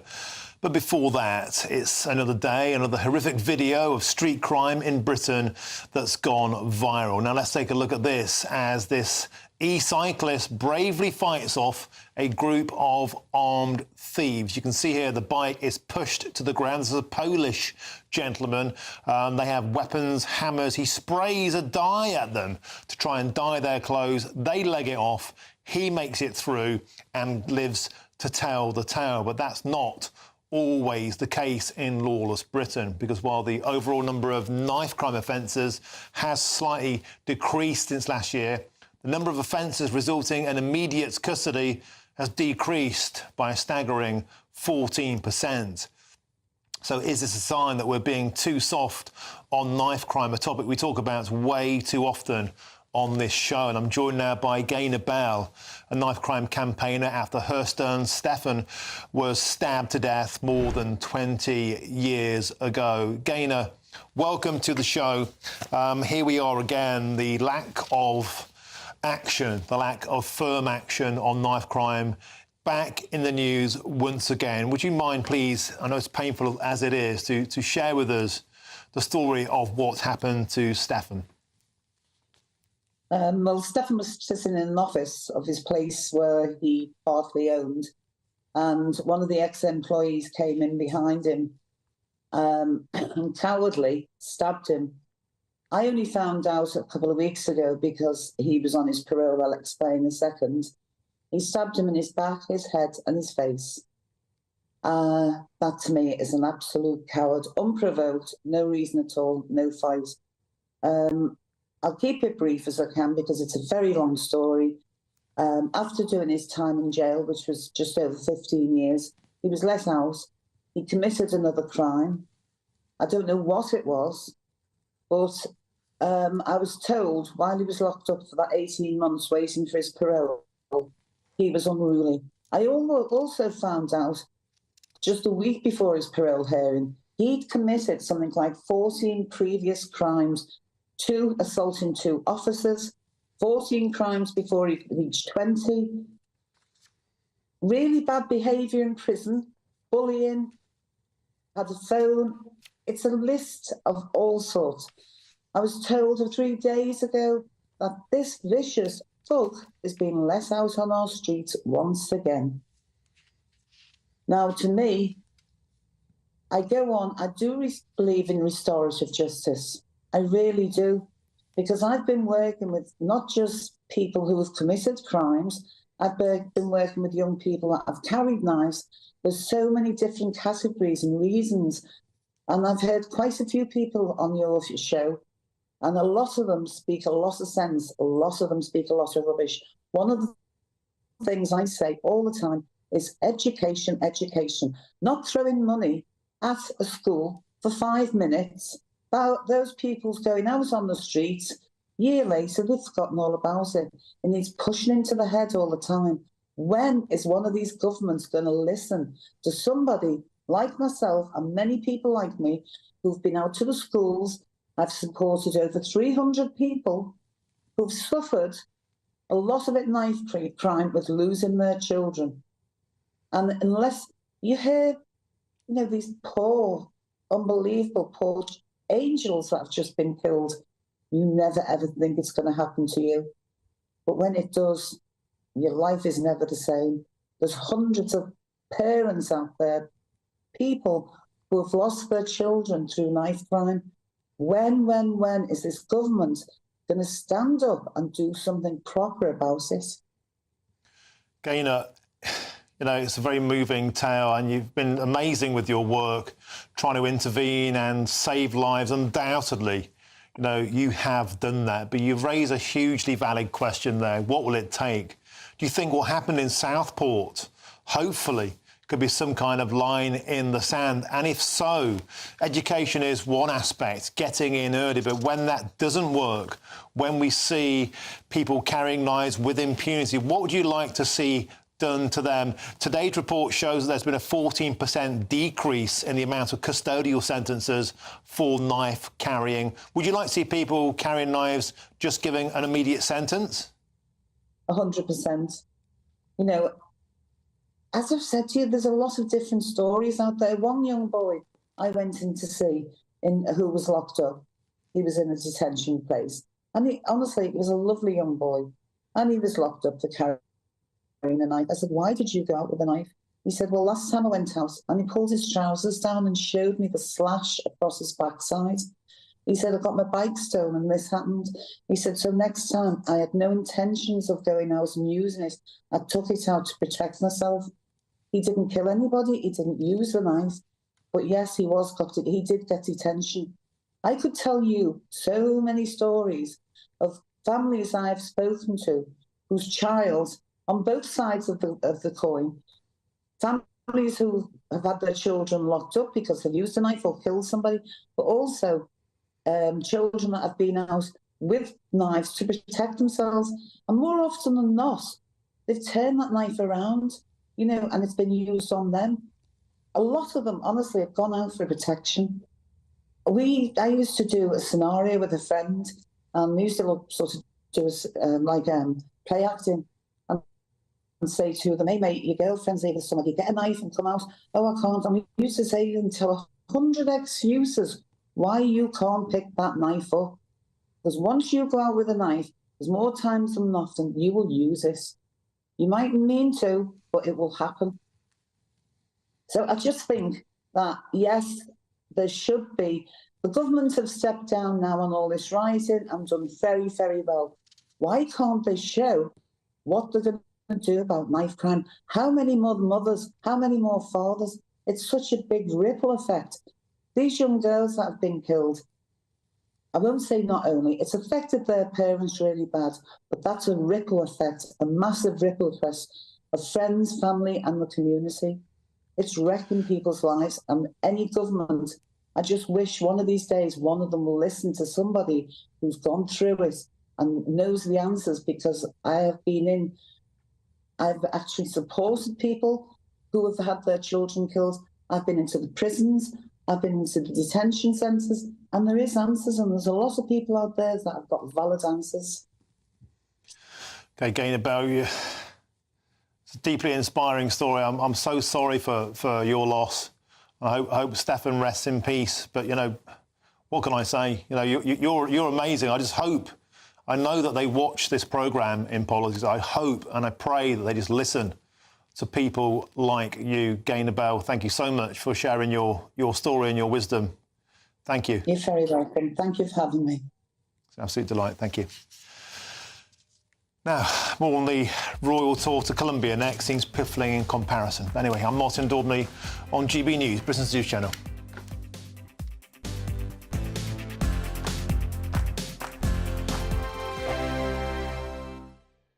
Hi there, I'm Michelle Dewberry and I'm going to take a second to tell you all about my show, Dubes & Co. We start off with the issues of the day. We then bring in both sides of the argument. We get rid of the disrespect. And then you throw me into the mix. And trust me, I'll tell it exactly how it is. And then, of course, the magic ingredient, you at home. We mix it all together and what have we got, in my opinion, the best debate show in town. Monday to Friday, 6 till 7 on GB News, Britain's news channel. GB News Breakfast, every day from 6 a.m. Football and gambling can go hand in hand and cause long-term problems. New figures show that young adults aged between 16 and 24 who have bet over the last year are more likely to report mental health issues compared to those in older age groups. And joining us now to discuss this is Matt Burgess, who is a former gambling addict and now helps those to deal with their own gambling issues. Yeah, look, I think gambling is one of those things that is so accessible now. You know, everyone's got a kind of mobile phone in their pocket, walk around with a kind of 24-hour casino, if you like. So I think it's really important that people realise that we have to sort of recognise that that is a month of quite condensed gambling, and we don't want people to sort of carry that on into their everyday life, because that's when it can become really risky and you know, it could become addictive. I had no idea, though, that it was linked to first-time gambling. For the first time, people might be able to pick up and have a go. And then it doesn't end there. It goes on, because by then you've got the bug. Is that how it works? You've got to remember, for things like the Euros, the World Cup, so you get a lot more people watching football and therefore potentially betting on football. May I ask you about how severe your own gambling addiction got? Well, look, I think there was a couple of touch points for me where I realised that things were getting out of hand. There were some times at university where, you know, I kind of thought, you know, I'm definitely doing this a bit too much, but, you know, kind of thought maybe it would move on once I left, but it didn't. It did follow me. And then, you know, I got to points where I was at my worst gambling 16, 17 hours a day. I was spending huge amounts of money. It can spiral out of control very, very quickly, and that was the important thing that we want to highlight is, you know, what can start as fun can become very, very dangerous in a sense. GB News, the People's Channel. Welcome to State of the Nation, daily plunge into the stories shaping our country. I'm Jacob Rees-Mogg, and Monday to Thursday we bring you the insights, the facts, the truth about how our country is being governed. Because what happens in Downing Street matters down your street. Tune in to State of the Nation every Monday to Thursday, 8 to 9 o'clock. Only on GB News, the People's Channel, Britain's news channel.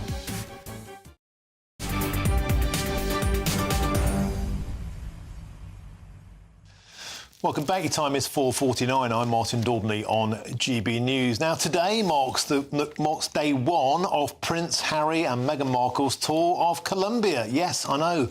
Contain your excitement. The pair will visit notable leaders and women's rights activists in the South American country on what's being called a quasi-royal trip.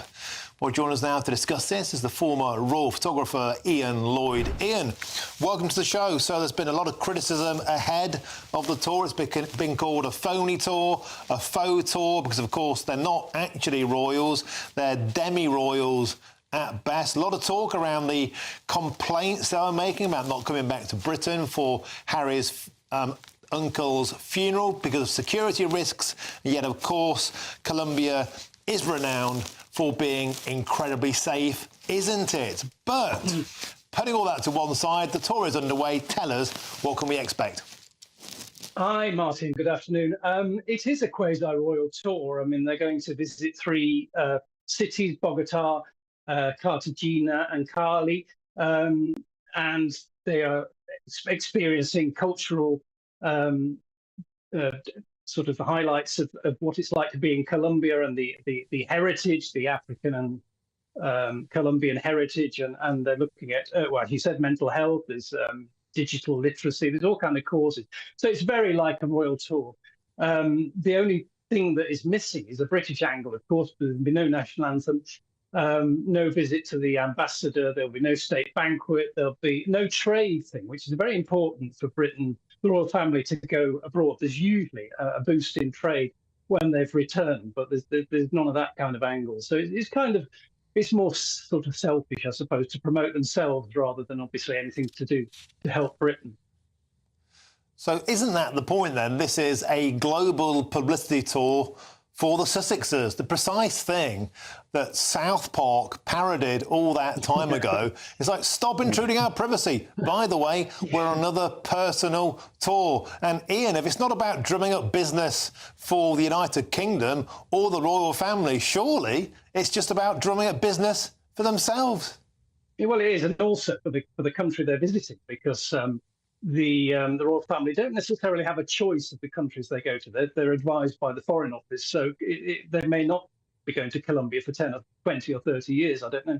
But Harry can accept that kind of thing, and Meghan can accept that thing from a country that wants to promote its image. They already did it in Nigeria, didn't they, in the spring? So, and they give good optics. The tour will be widely covered. And what always happens is they're positively covered about fashion and the optics, and then the minute the tour ends, they get pulled to pieces by the same newspaper that's just been, lauding the tour itself. You know what I mean? So it's kind of it's a two-way thing, but it's also a bit dangerous, I think, because there's always the danger that they could stick their foot in it, or they could do like the late Duke of Windsor, who memorably, after having abdicated as King of England or Britain, he visited Adolf Hitler with his Duchess on the eve of the Second World War. That was quite a dangerous thing. So therefore, during the war, they sent him off to the Bahamas, somewhere out of the way. So that there is a danger about having the King Charles's son on the world stage. And we've got a live picture there in Colombia. It looks like an airport. Maybe we're expecting the Sussexes to land pretty soon. It's an interesting thought you brought there, Ian Lloyd, that perhaps they're getting a bunch of money from the Colombian tourism industry, the government itself. Come to Colombia, say the Sussexes. Could it be that in a nutshell? Well, I don't know. I have no idea about that, whether it would be or not. But certainly they're helping Colombia, and Colombia is helping them. So it's a win-win for them, I think. And also keeping, their face in the paper, because otherwise all the causes that we were led to believe they would do as international diplomats and political roles and that, nothing's materialised. So Ian Lloyd, I'm afraid we have to leave it there. We simply ran out of time, but thanks for joining us. Now, there was another peaceful protest in Aldershot last night. We'll speak to a local next who believes they were provoked by outsiders. I'm Martin Daubney on GB News. Now, here's your weather with Alex Burkill.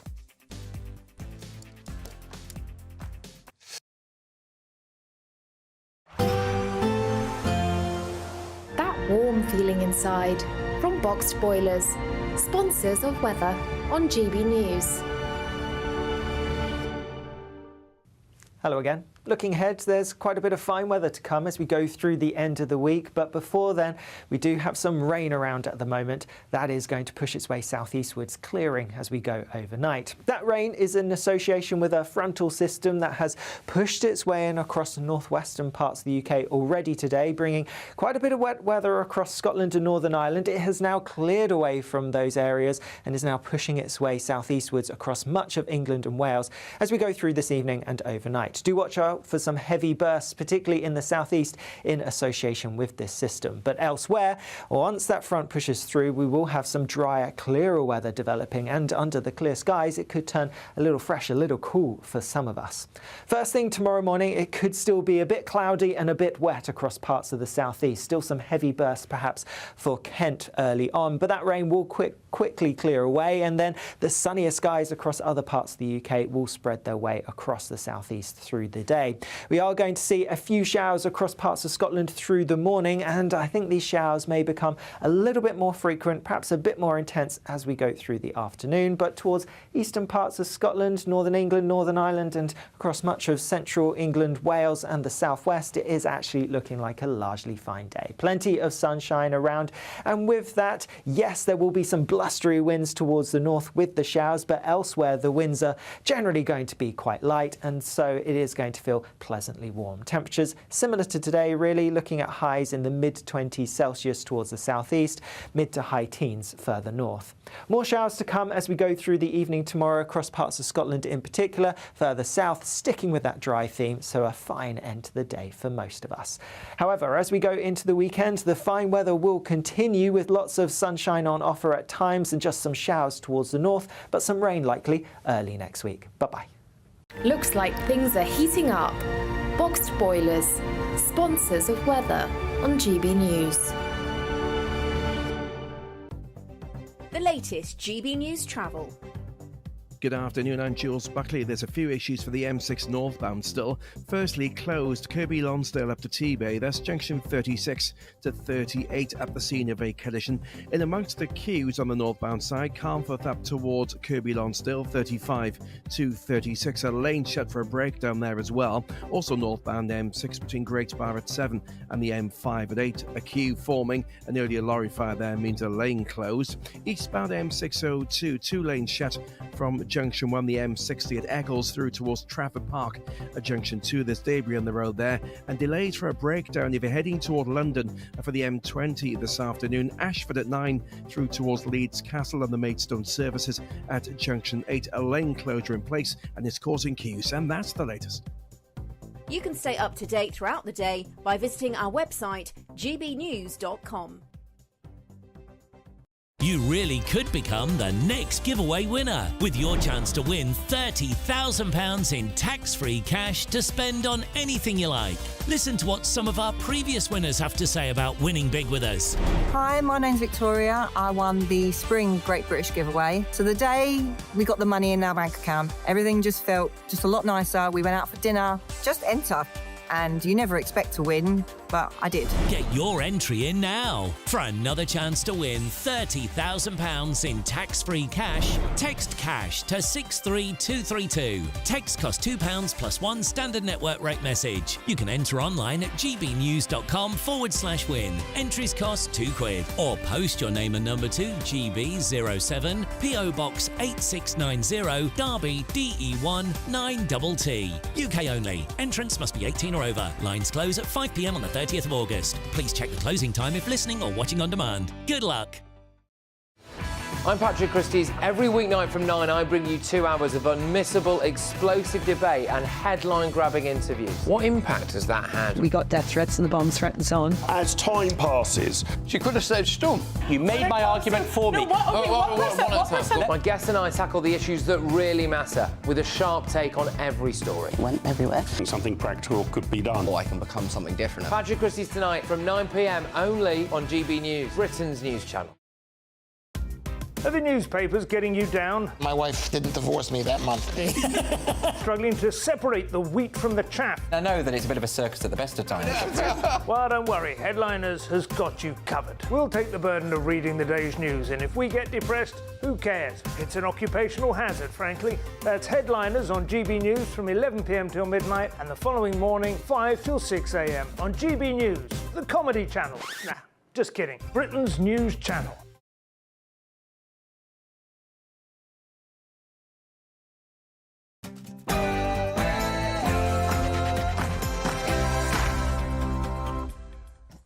A very, very good afternoon to you. It's 5 p.m. and welcome to the Martin Daubney Show on GB News. We're broadcasting live from the heart of Westminster, all across the UK. On today's show, Labour caved into the rail unions today in a move that's set to cost £500 million, added to the £10 billion for public sector workers, £500 million for junior doctors, and an additional £6.6 billion in hidden asylum costs that we revealed on GB News this week. Have Labour created an even bigger financial black hole than they inherited? We'll talk to a former union boss. And reports from the US say multiple arrests made in connection with the death of Friends star Matthew Perry are imminent and also coming up. An exclusive. Another peaceful protest took place in Aldershot last night, and we'll speak to a local who will tell us that they managed to demonstrate despite, they claim, being provoked from people from outside of the area. Now, have you ever gone on a date and when you turn up your opposing number is shorter than his online profile claimed him to be? Well, would you run a mile or give them the benefit of the doubt? Guess what? New AI can reveal the true height of a man. Is it time to reveal the true weight, potentially, of women? See how they like it.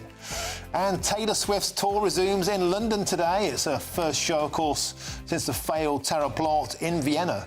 There'll be beat-up security measures in place and we'll be live from Wembley. All that coming between now and 6 p.m. And I want to hear from you. Send your views the usual way. Post your comments by going to gbnews.com/your say. Now, we're about to speak to a gentleman who protested in Aldershot last night. A very peaceful protest. There have been many peaceful protests in Aldershot over the months. In fact, for more than a year, we've featured it regularly on this show. Last week, of course, there were 7 arrests in the area, including a 13-year-old girl. But the locals wanted to show that they were perfectly capable of protesting peacefully. And so last night, they did that, except people turned up to provoke them. We'll have the exclusive story after this. But first, it's time for your headlines. What happened there? Martin, thank you and good afternoon. The top stories. A 15-year-old boy from Sunderland has become the first person in England to be charged with the more serious offence of riots over recent unrest in the UK. That's according to the Crown Prosecution Service, in which that incident occurred on the 2nd of August. The boy, who's from Sunderland, will appear at South Tyneside Youth Court today, where he will be asked to enter a plea. The proportion of A-level entries awarded top grades is up on last year and remains above pre-pandemic levels. Hundreds of thousands of students in England, Wales and Northern Ireland received their exam results today. More than 3/4 of English 18-year-old applicants have been accepted into their first choice of university, according to the government. But Education Secretary Bridget Phillipson says there are still inequalities in the education system. Today is about celebrating the achievements of our young people, but I do recognise that the gaps that we've seen opening up under the last Conservative government where it comes to regional differences are really stark, and that gap is widening. There is an awful lot that we need to do, and I want to make sure as Education Secretary that we break down those barriers to opportunity for our young people, that where you're from doesn't determine what you can go on to achieve in life. In other news, the economy is continuing its recovery from last year's recession, with growth extending over the latest quarter, according to official data.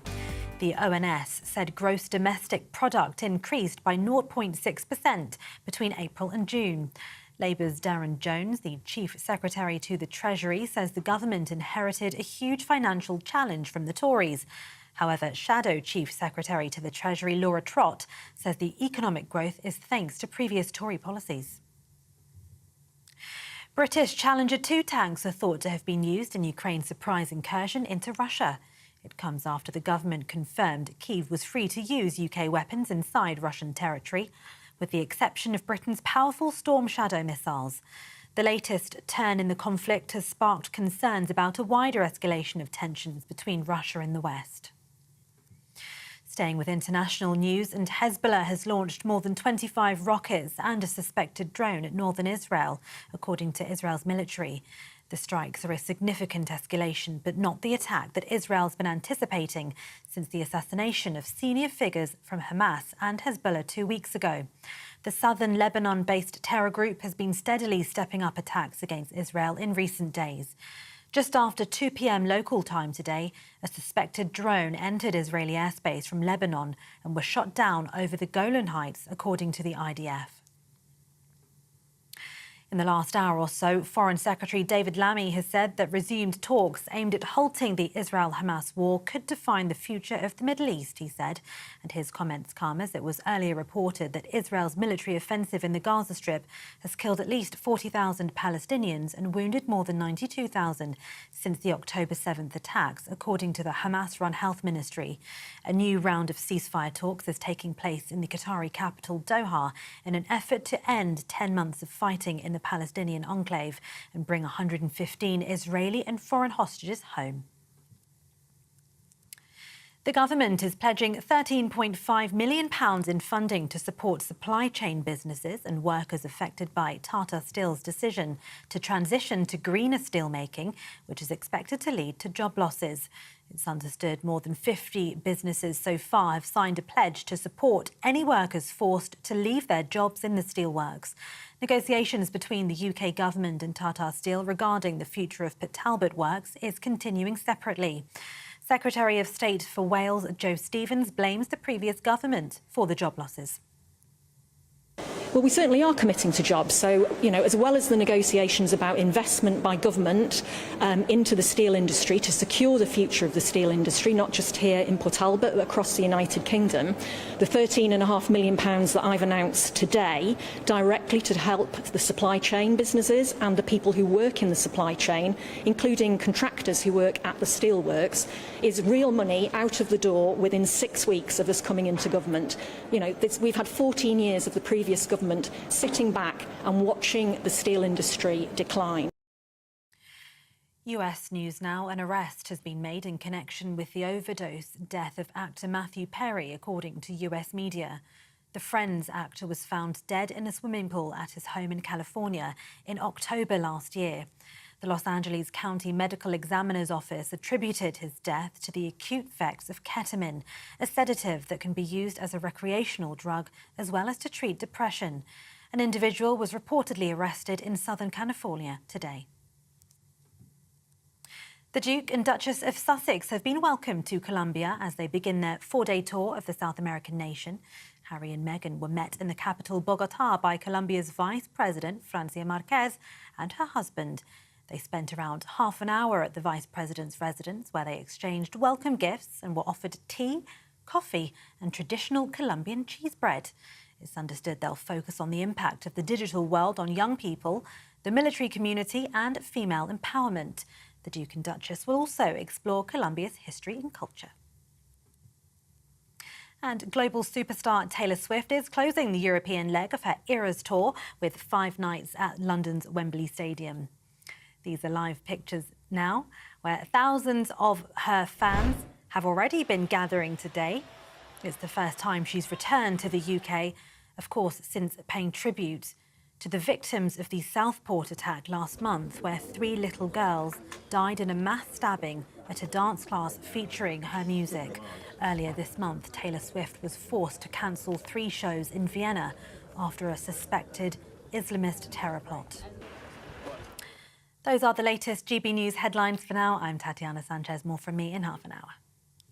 For the very latest GB News direct to your smartphone, sign up to News Alerts by scanning the QR code or go to gbnews.com/alerts.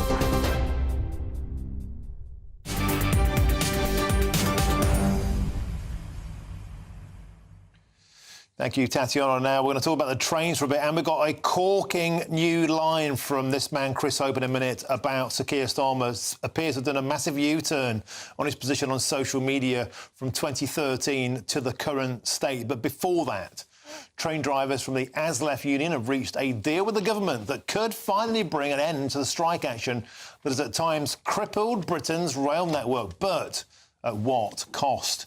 The deal, which would see train drivers receive a pay rise of a whopping 14% over 3 years, is estimated to cost you, the taxpayer, a whopping £100 million.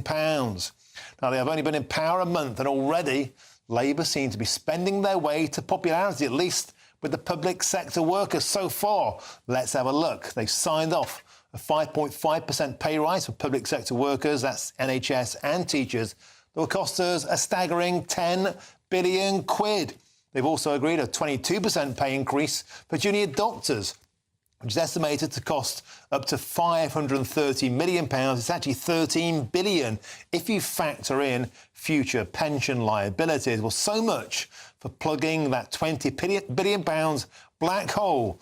The Labour Party seems to have created a super black hole of their own. And to discuss this, I'm now joined by GB News' political editor, Chris Hope. Chris, the numbers are eye-watering. Let's quickly start with the rail network.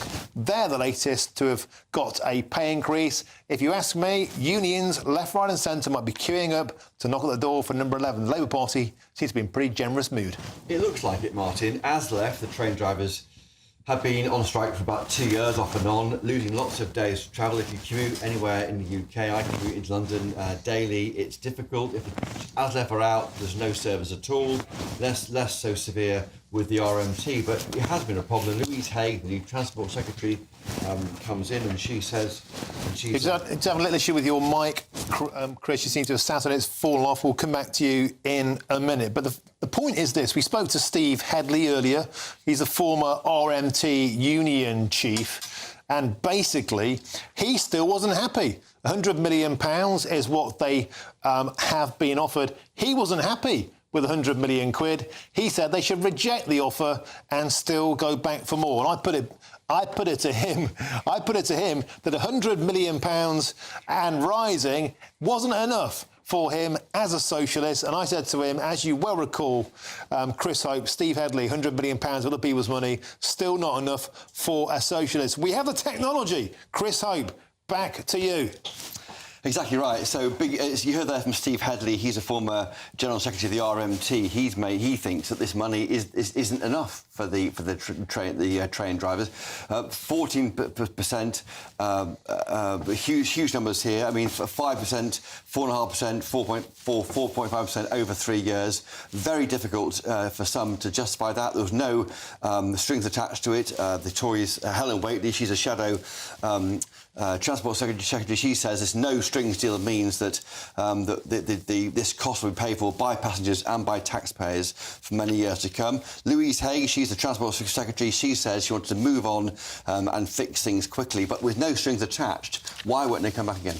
OK, now let's move on to a story that you've just brought me in this last few moments, Chris. An excellent piece of archaeology here, because Sir Keir Starmer is often accused of being Mr. Flip-Flop. The big story of our time at the moment, of course, is people being sent to jail for social media posts. A tough line from the Prime Minister now. He's in power, but a very different position back in 2013. Tell us more. So back in the day, Sir Keir Starmer was the Director of Public Prosecutions. He led the CPS, which prosecutes everybody most recently in those riots and the result of those riots. And we're seeing 1,000 people or so arrested and hundreds charged. He said, interestingly, back in 2013, in an article in The Telegraph, that he was worried that too many investigations into comments on networks like Twitter had a chilling effect on free speech. He said it was relevant for police to look at how quickly a tweet had been deleted before deciding on action. Back in 2013, prosecutions for crimes involving social media sites, Twitter and Facebook and the like, have gone up by 800% in 4 years. But he said this fascinating language here. He said, I think there are too many investigations and too many cases coming to court that can have a chilling effect on free speech, Martin.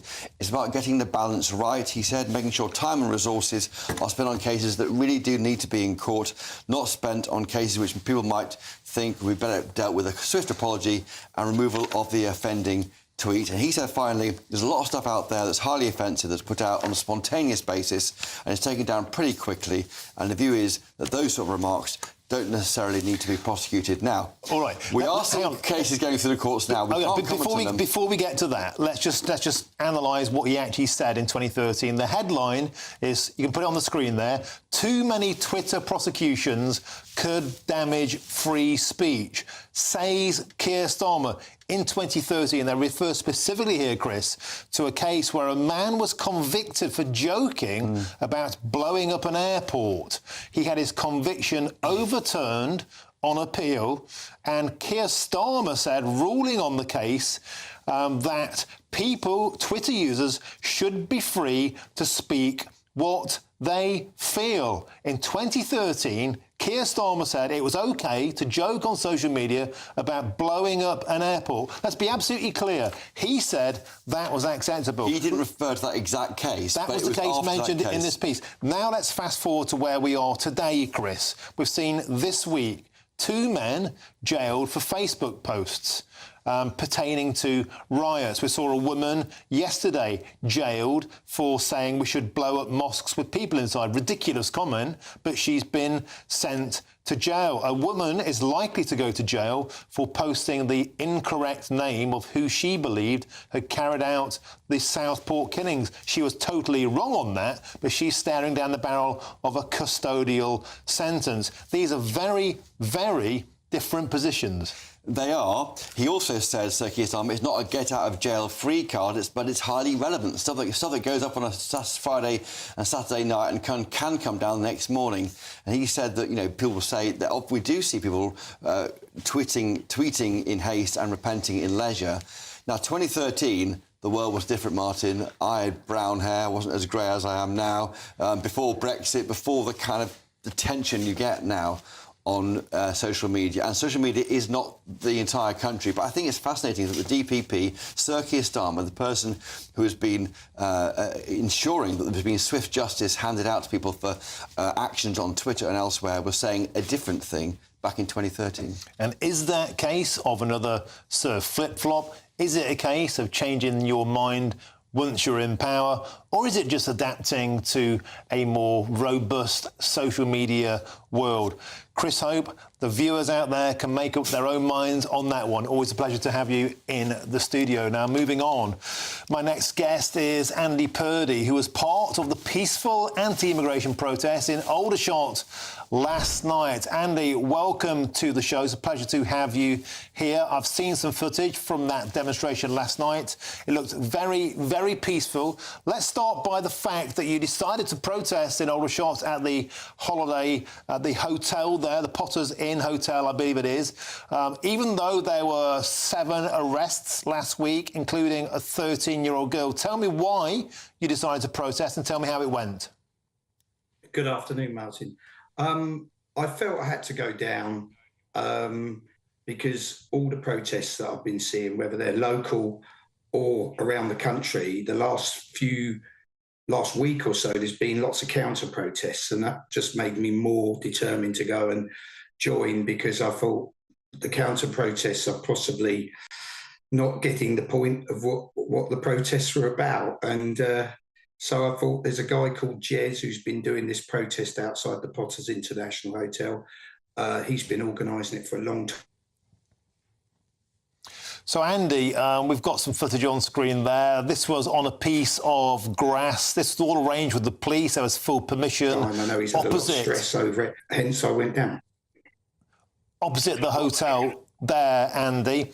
And tell me about the counter-protests that you've been witnessing, and tell me about some of the kind of things, bear in mind we're on television, some of the kind of things that they've been shouting at you, and tell me about how you feel that that's impacted you and how unfair you think that is.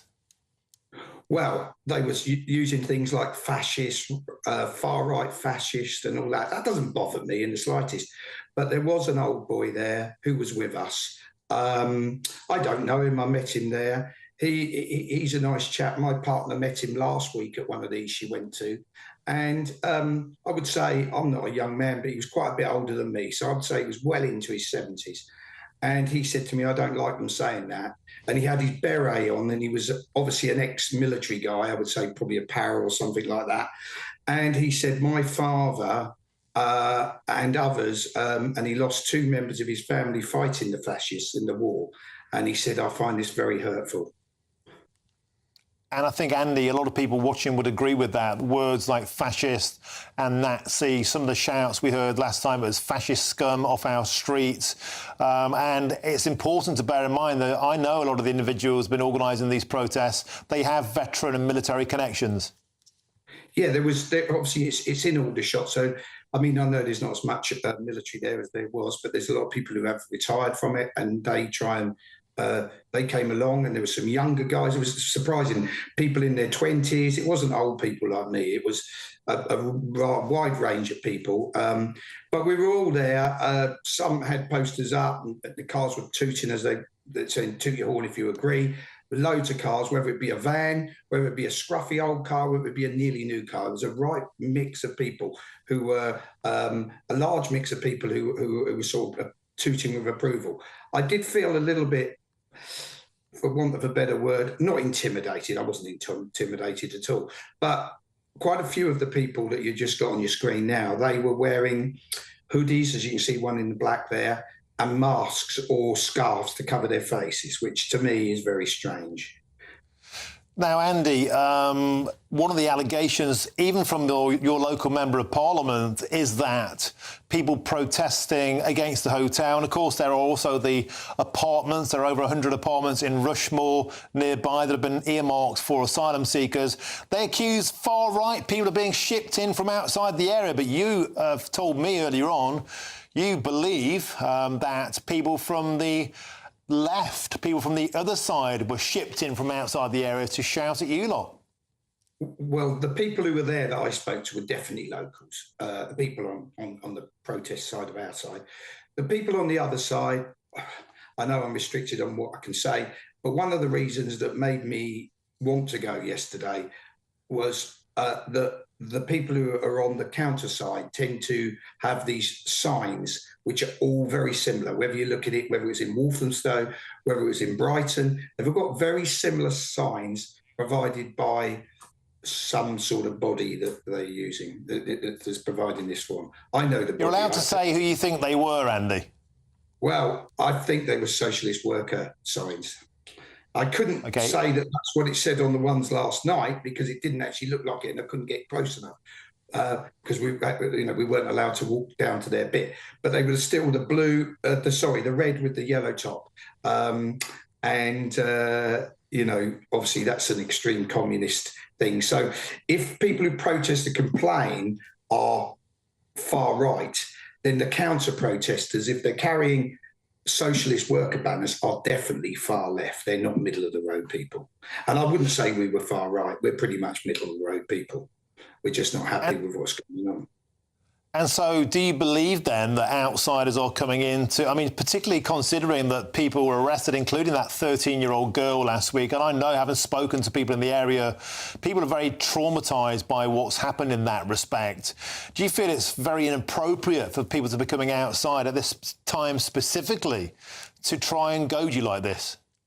Well, if there's people complaining about a specific hotel, which is this one, and these brand new £350,000 when they were on the market apartments that are brand new, so obviously good quality apartments, are being used to house these people, it'd be the local people who are offended, not people from outside. So if people are being shipped in, and the fact that they've all got very similar signs to all these different times, it would suggest it. Your guy, I think it's Charlie, was there last week. I didn't go to that, but I saw it on your television programme, and he followed people to the station, and they were actually getting back on the train to go back to London, they said.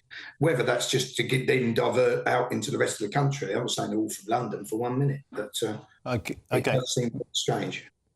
OK, Andy Purdy, we have to leave it there. Thanks very much for joining us. And we've got a statement now from the socialist worker who told GB News that there were members of the anti-immigration protests. Well, they're not anti-immigration protests. They're protesting about asylum seekers in the hotel nearby who had travelled down to Aldershot from London.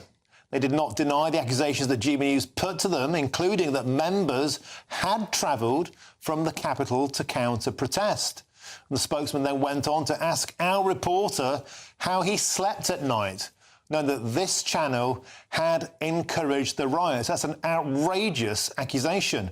Now, our reporter asked for this evidence and there was no replies. It's because there isn't any evidence. We've been covering these protests peacefully over many, many months. There's been no incident until recently, and all I would say is that it's probably not a good idea to go to a military town and call people fascists and Nazis. Bear in mind, a lot of them have armed forces experience and their relatives died fighting actual fascists. And please come on the show, Socialist Worker Party. Come and sit in this chair and let's have a debate why you think that that is a good tactic. Tell me why I'm wrong. There's the chair. Point to it there. That chair is waiting for you. Come on this channel and let's have this conversation. Mano a mano or man to woman, whatever. Let's have this chat. Because I don't think it's acceptable to call people fascists or Nazis or racists when all they want is a safe community. Come and tell me I'm wrong. It's an open invite. Come on, you got the guts. Now, up next, have you ever gone on a date and when you turn up, your opposing number is shorter than his online profile? Well, I haven't. I'm Martin Daubney on GB News, Britain's news channel.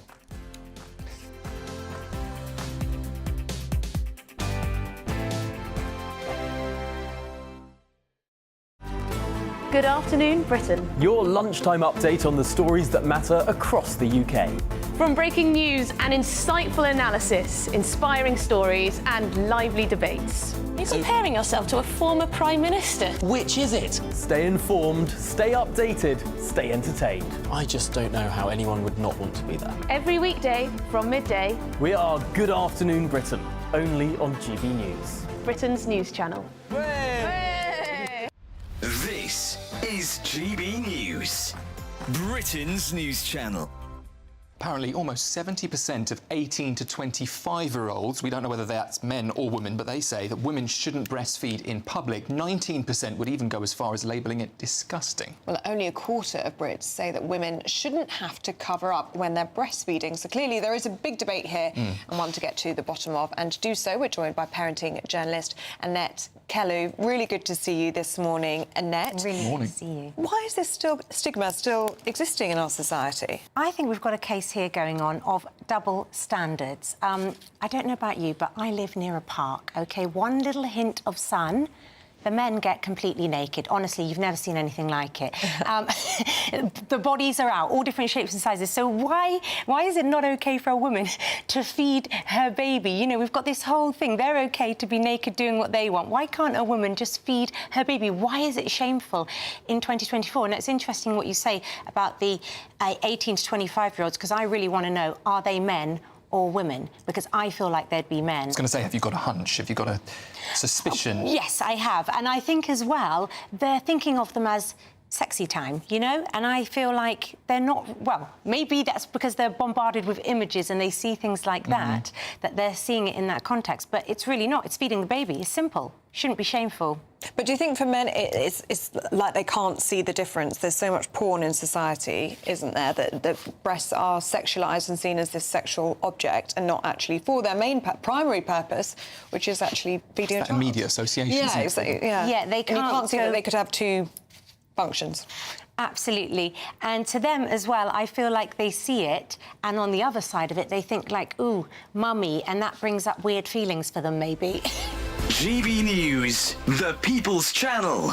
Join me, Camilla Tominey, for a frank and honest discussion with those in power that cuts through the spin and gets to the heart of the issues shaping our nation.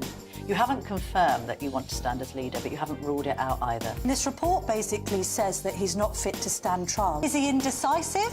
Incompetent? I deliver the dose of reality Westminster needs. That's the Camilla Tominey Show at 9:30 every Sunday on GB News, the People's Channel, Britain's news channel.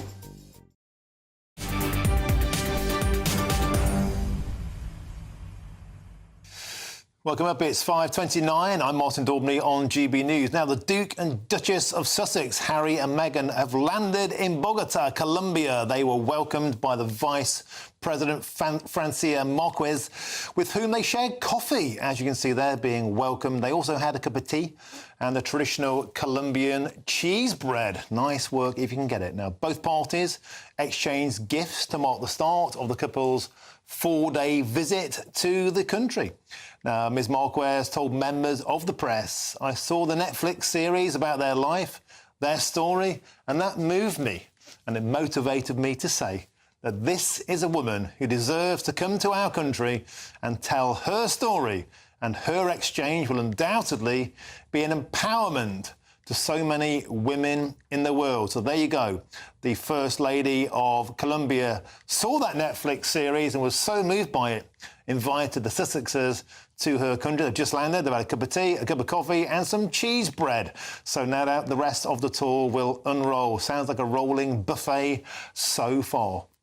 Now, lots more still to come between now and 6 o'clock, including, can you believe it, the rise of the XL bully cat. But before that, hundreds of you have been getting in touch with your says. Now, we spoke to a mother of a boy who was tragically killed by knife crime. Her name was Gaynor Bell. Her son Stefan was stabbed to death in 2000. We talked to her about what can be done about rising knife crime.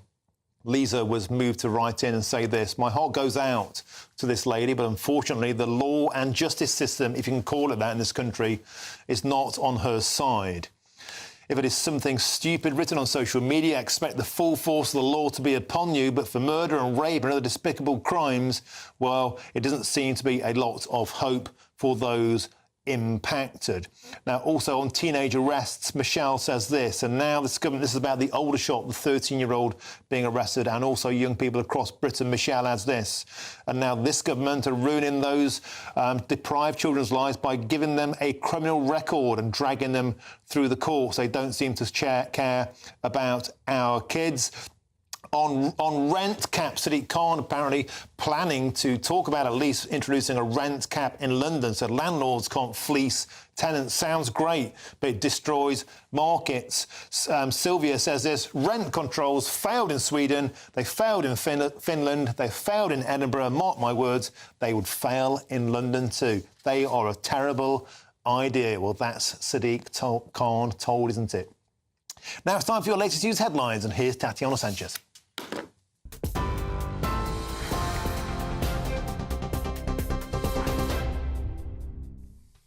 Martin, thank you and good afternoon. The top stories from the GB newsroom.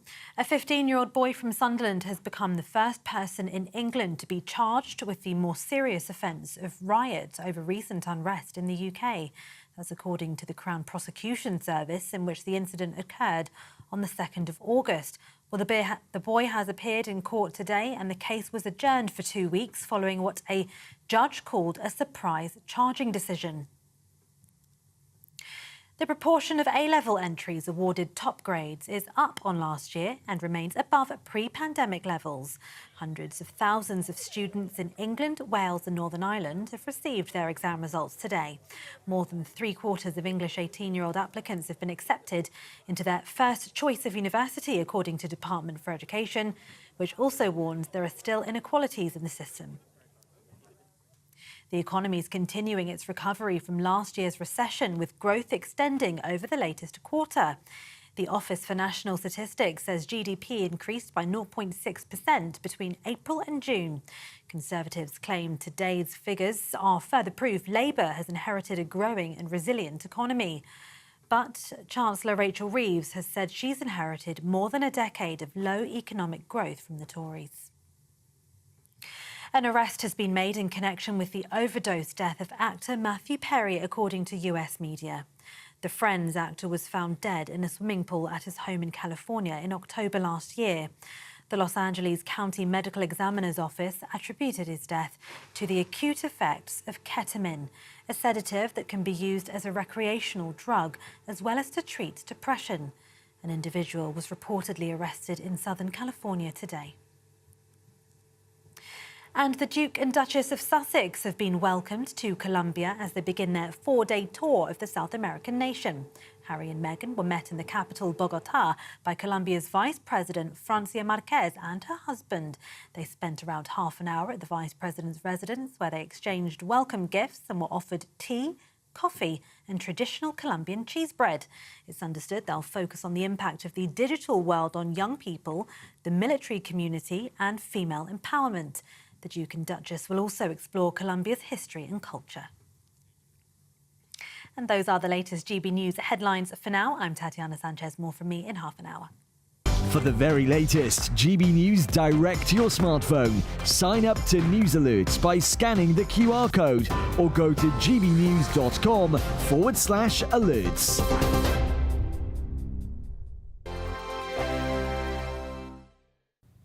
Hey there, here's your latest GB News weather update coming to you from the Met Office. For many, there will be some decent sunny spells around today, but also some blustery winds and a few showers in the north.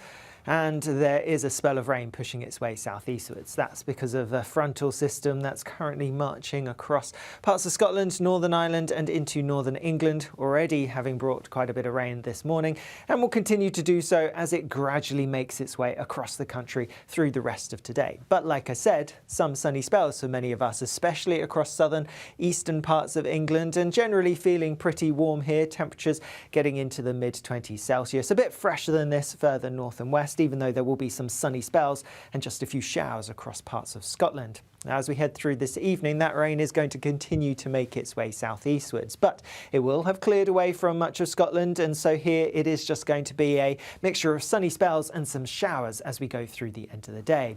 Also, a largely dry picture across much of Northern Ireland, with that rain having cleared through and only 1 or 2 showers here. Much cloudier, wetter story though across much of England and Wales as that front gradually makes its way southeastwards, but still clinging on to some fine weather across parts of the southeast for a little while longer. But that rain is going to push its way through as we go overnight, and it could actually invigorate a little bit more, so some heavy rain possible across the far southeast through the early hours of tomorrow morning. Elsewhere, we will have dry and clear weather for many places, and so it could turn a little fresh for some of us. Temperatures in some rural spots could drop into mid-single figures. A bit of a wet start then possible across the far southeast first thing tomorrow morning, but that rain should quickly clear away, and then otherwise it's looking like a pretty fine day. Plenty of sunshine around, just some blustery showers to watch out for, particularly towards the northwest of Scotland, but most places avoiding these, and temperatures relatively similar to today. Again, we're looking at highs in the mid-20s. See you later. The latest GB News travel. Good afternoon, I'm Johnny Ratner. There are long queues in Cumbria on the M6. The northbound carriageway of the motorway remains closed from junction 36 to 38, heading away from Kirby Lonsdale to T-Bay following an accident. On the M6 in the West Midlands, one lane's closed northbound 7 to 8 towards the M5 after a lorry caught fire. Recovery works underway, long queues back to 5 at Castle Bromwich. In Surrey, the A317 is closed on the Balfour Road at Weybridge following an accident. In Oxfordshire, north of Wallingford, the A4074 remains shut in Benson at the Elmbridge roundabout and the Crowmarsh roundabout following a multi-vehicle collision. In Somerset, east of Ilminster, the A303, that's still closed following an accident off the A356. The crew can turn off, and there are delays of just under an hour on trains Rugby to Lichfield Trent Valley due to a points failure. And that's the latest. You can stay up to date throughout the day by visiting our website, gbnews.com.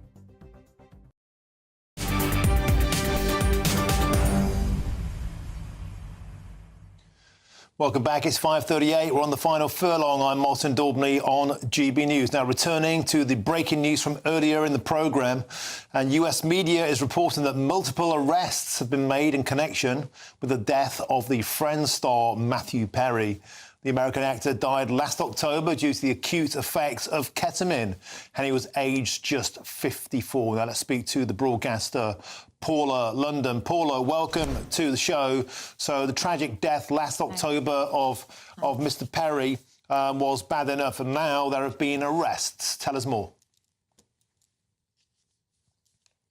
Yeah, first of all, there was just one arrest, apparently a doctor, but now more arrests have happened, and it looks like these guys are suspected drug dealers. And we don't have the suspects' names yet. We don't know the charges.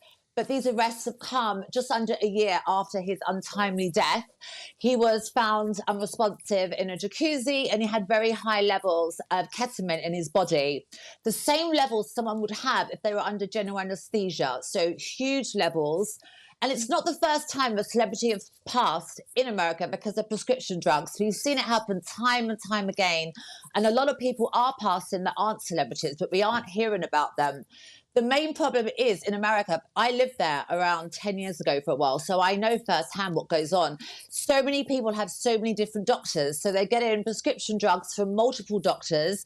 A lot of the doctors are under huge amounts of pressure from the celebs and their agents and managers to keep on prescribing these medicines. But now people are dying. So it's about time doctors are held responsible if they are indeed at fault. And Paul, you know, for many, many years, doctors have had Dr. Feelgoods that write them scripts. The same happened in London, like Rod Stewart and all of that lot. But in this instance, and we saw the same with Michael Jackson, we have private doctors giving out medication. But in this instance, as well as I understand it, that was supplemented by street-bought ketamine. And that is why we're now seeing these multiple arrests. A combination of those two factors may have been why Matthew Perry perished the way he did. Indeed. These arrests have only happened because of messages. Text messages have become unearthed. So it looks like there was a combination of ketamine and some street drugs. But these days in America, actual drug dealers will sell prescription drugs as well. So it's not just, they don't just sell street drugs, they can sell everything. But the only reason they're able to sell them is because they're getting prescriptions from doctors. Hence why one doctor at least has been arrested, and it looks like a few suspected drug dealers. So it seems like these people are in things together, but it's about time that there's a clampdown on this, because the doctors in America is completely different, because in England we have a GP or you have a private doctor. In America, people are getting multiple medicines, and so many people are dying, so many in America. And I worry it's going to happen here. We're going to have a ketamine problem as well. OK, Paul, and thank you for that update. It's always a pleasure to have you on the show. Thank you. Now, moving on, experts are warning against buying and breeding so-called XL bully cats as they suffer from serious health issues. Now, these cats are hairless with, look at that, with short, bowed legs and heavily wrinkled skin. Now, some experts have even gone on to as far as to describe breeding them as being cruel. Well, let's get more on this now with the animal behaviourist Anna Webb. Anna, welcome to the show. Well, I'm a cat lover. I absolutely adore cats. These cats give me nightmares to look at them. But, you know, one man's passion is another man's poison. It's not about the fact that they are visually challenged. It's about the fact, is it not, Anna, that to get them like this, they have to be bred, and is breeding them in this way actually incredibly cruel? Tell me more. Well, absolutely. Look, we've seen it in a way with dogs, where certain breeds of dogs have exaggerated features. A lot of flat-faced dogs do have quite wrinkly faces, and that can lead to a lot of infections being caught in their wrinkles. But this bully cat is extraordinary. It seems to me that it's some kind of, you know, not mutation, but it's been bred from the Sphinx cat, which is hairless. But the fact that it's hairless in itself, I just feel is so wrong for a cat, because cats need to regulate their body temperature. Cats need to be cats. They need to go through bushes and they need to be outside. You can have indoor cats, of course, but with this cat, they can hurt themselves indoors by falling off. You know, being hairless just doesn't seem right to me. But it's the bowed legs, Martin, that you saw in the picture just then. That's just extraordinary. And that's why they're being called the bully cat, because they're supposed to resemble the XL bully, which of course is now a banned breed in the UK. But again, these bowed legs, they just don't go with what a cat should be. You know, a cat should be agile, it should be able to climb and jump and you know, catch prey. But with those bandy legs, you know, it's not going to be able to express its natural cat behaviour. I mean, you're absolutely right. I mean, if people go online, if we can get that picture back on the screen there now, but if you go online and look at one of these cats, its front area looks like a chicken. Look at it. It's like a bare chicken with short little stumpy legs coming off the side of its body.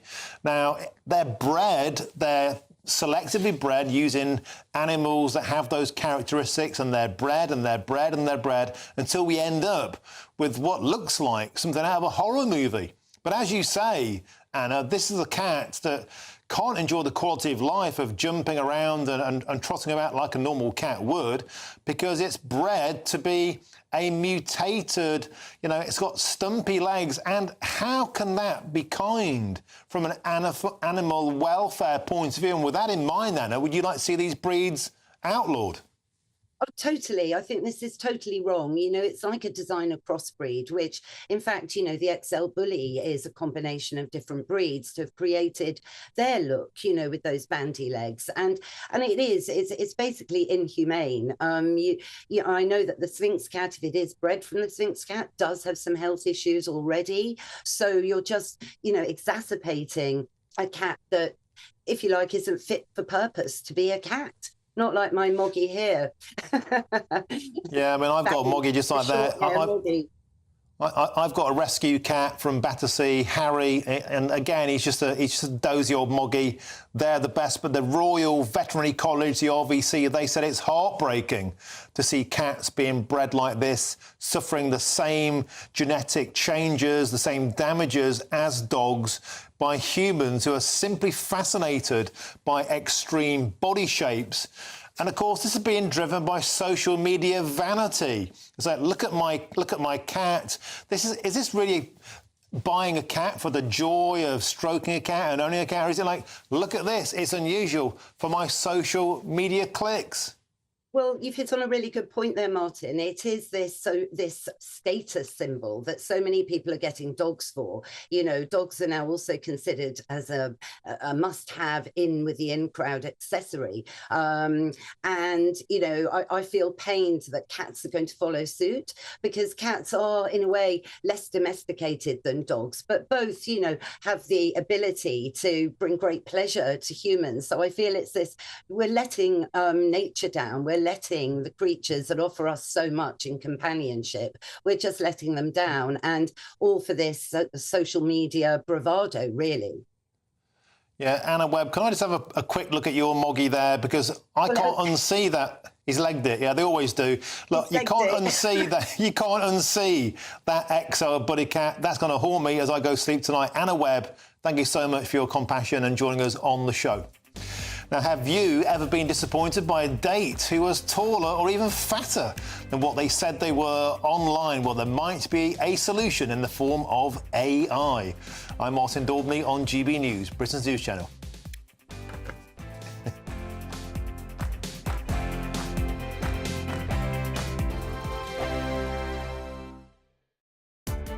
Welcome to State of the Nation, daily plunge into the stories shaping our country.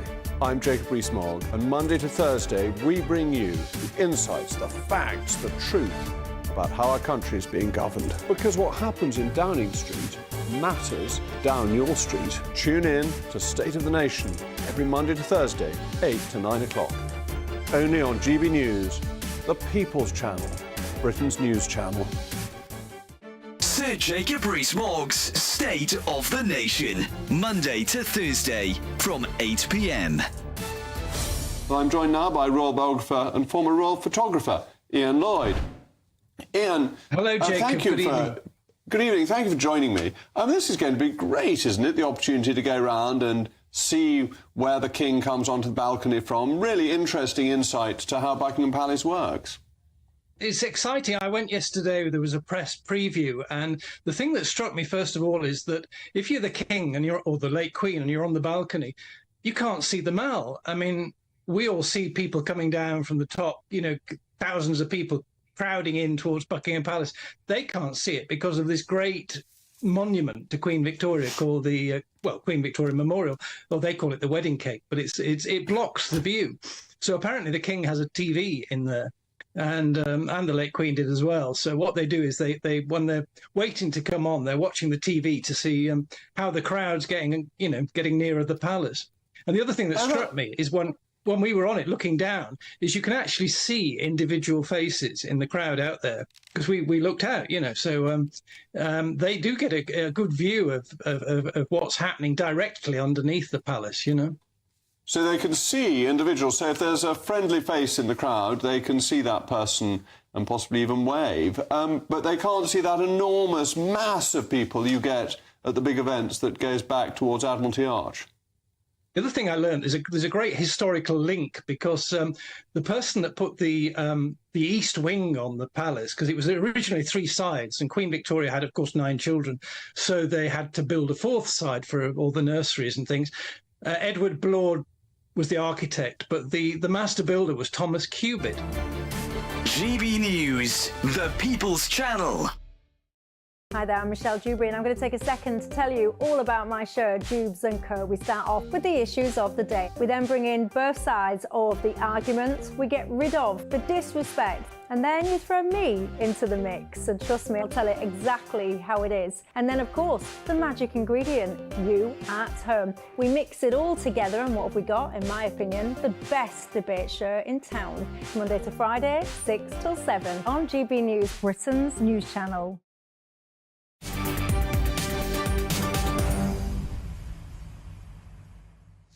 Welcome back. Your time is 5:50. It's the final furlong with me, Martin Daubney, here on GB News. Now then, have you ever met a date who turned out to be shorter than their online profile claimed? Well, Justine Moore, an American, her tweet went viral this week when she discovered that ChatGPT can accurately estimate a date's height from their photographs. Yes, has artificial intelligence put an end to blokes telling fibs about their all-important vital stats and measurements? Well, to rule a thumb over this, I'm joined now by the comedian Diane Spencer. Diane, so this is a bit of fun on the surface, but what is it about women on dating apps that demand men who are 6 feet tall? The average is 5'10" in Britain and 5'9" in the USA. Is AI height shaming men like this the way forward? I don't think that AI revealing the truth can be called height shaming. And I find this unusual because my friend who is single loves short men. Oh my gosh, she's obsessed with them. The littler the better.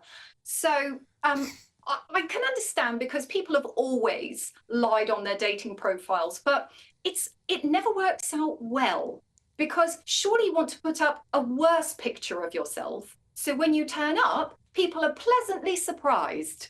I've never understood the lying anyway. I think it's important that people learn to tell the truth, but everybody's lying on both sides. So the men are lying about their height, and apparently the women are lying about their age. So if everybody's just lying to each other, what's going on? Why don't we expect people to be honest?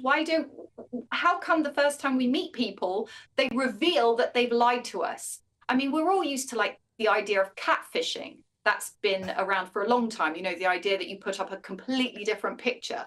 And now there's fat fishing, where somebody makes sure that they take lots of strange angles and then they slim themselves down in the picture. And of course, hat fishing, which is where you wear a hat to hide any kind of hair loss. But you're going to be found out. That's what I don't get, Martin. Like, have you ever lied knowing you're going to be found out? No. That in itself was just a lie.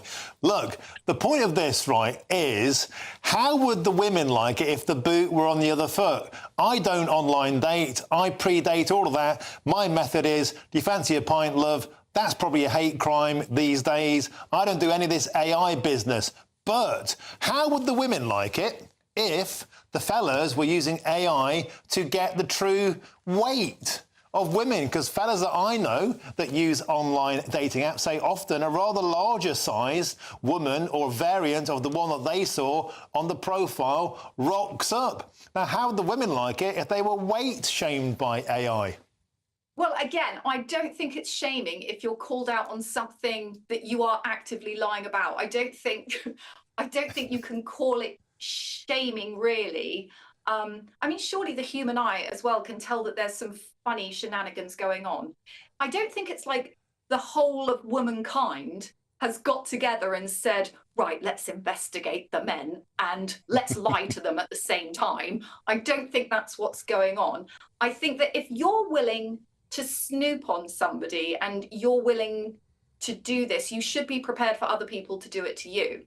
And what I like about your hate crime approach, which I enjoy, I always think that actually just meeting someone, going for a drink, seeing how things progress is actually the way forward. I think that maybe in the future, because, you know, Keir Starmer's turning us into a communist state. Maybe we should just all have just our passport photos. Diane, we've got to leave it there. I'm afraid we're out of time, but that's all from me now. Jubes & Co. is up next. Breakfast, 6 a.m, and then, of course, it's Newsroom, 9:30. And then at midday, it's Tom and Emily. Now, I'll be back tonight at 7. I'm coming in for Farage, but now it's your weather with Alex Burker.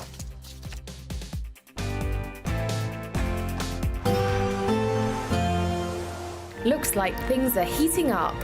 Boxed boilers, sponsors of weather on GB News.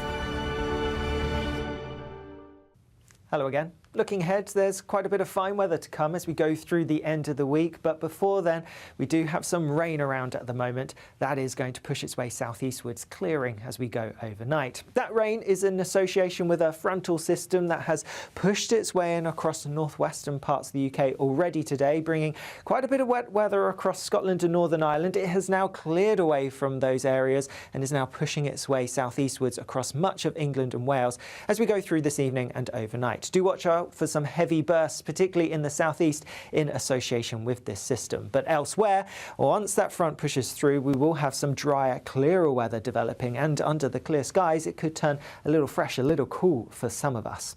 First thing tomorrow morning, it could still be a bit cloudy and a bit wet across parts of the southeast. Still some heavy bursts perhaps for Kent early on, but that rain will quickly clear away, and then the sunnier skies across other parts of the UK will spread their way across the southeast through the day.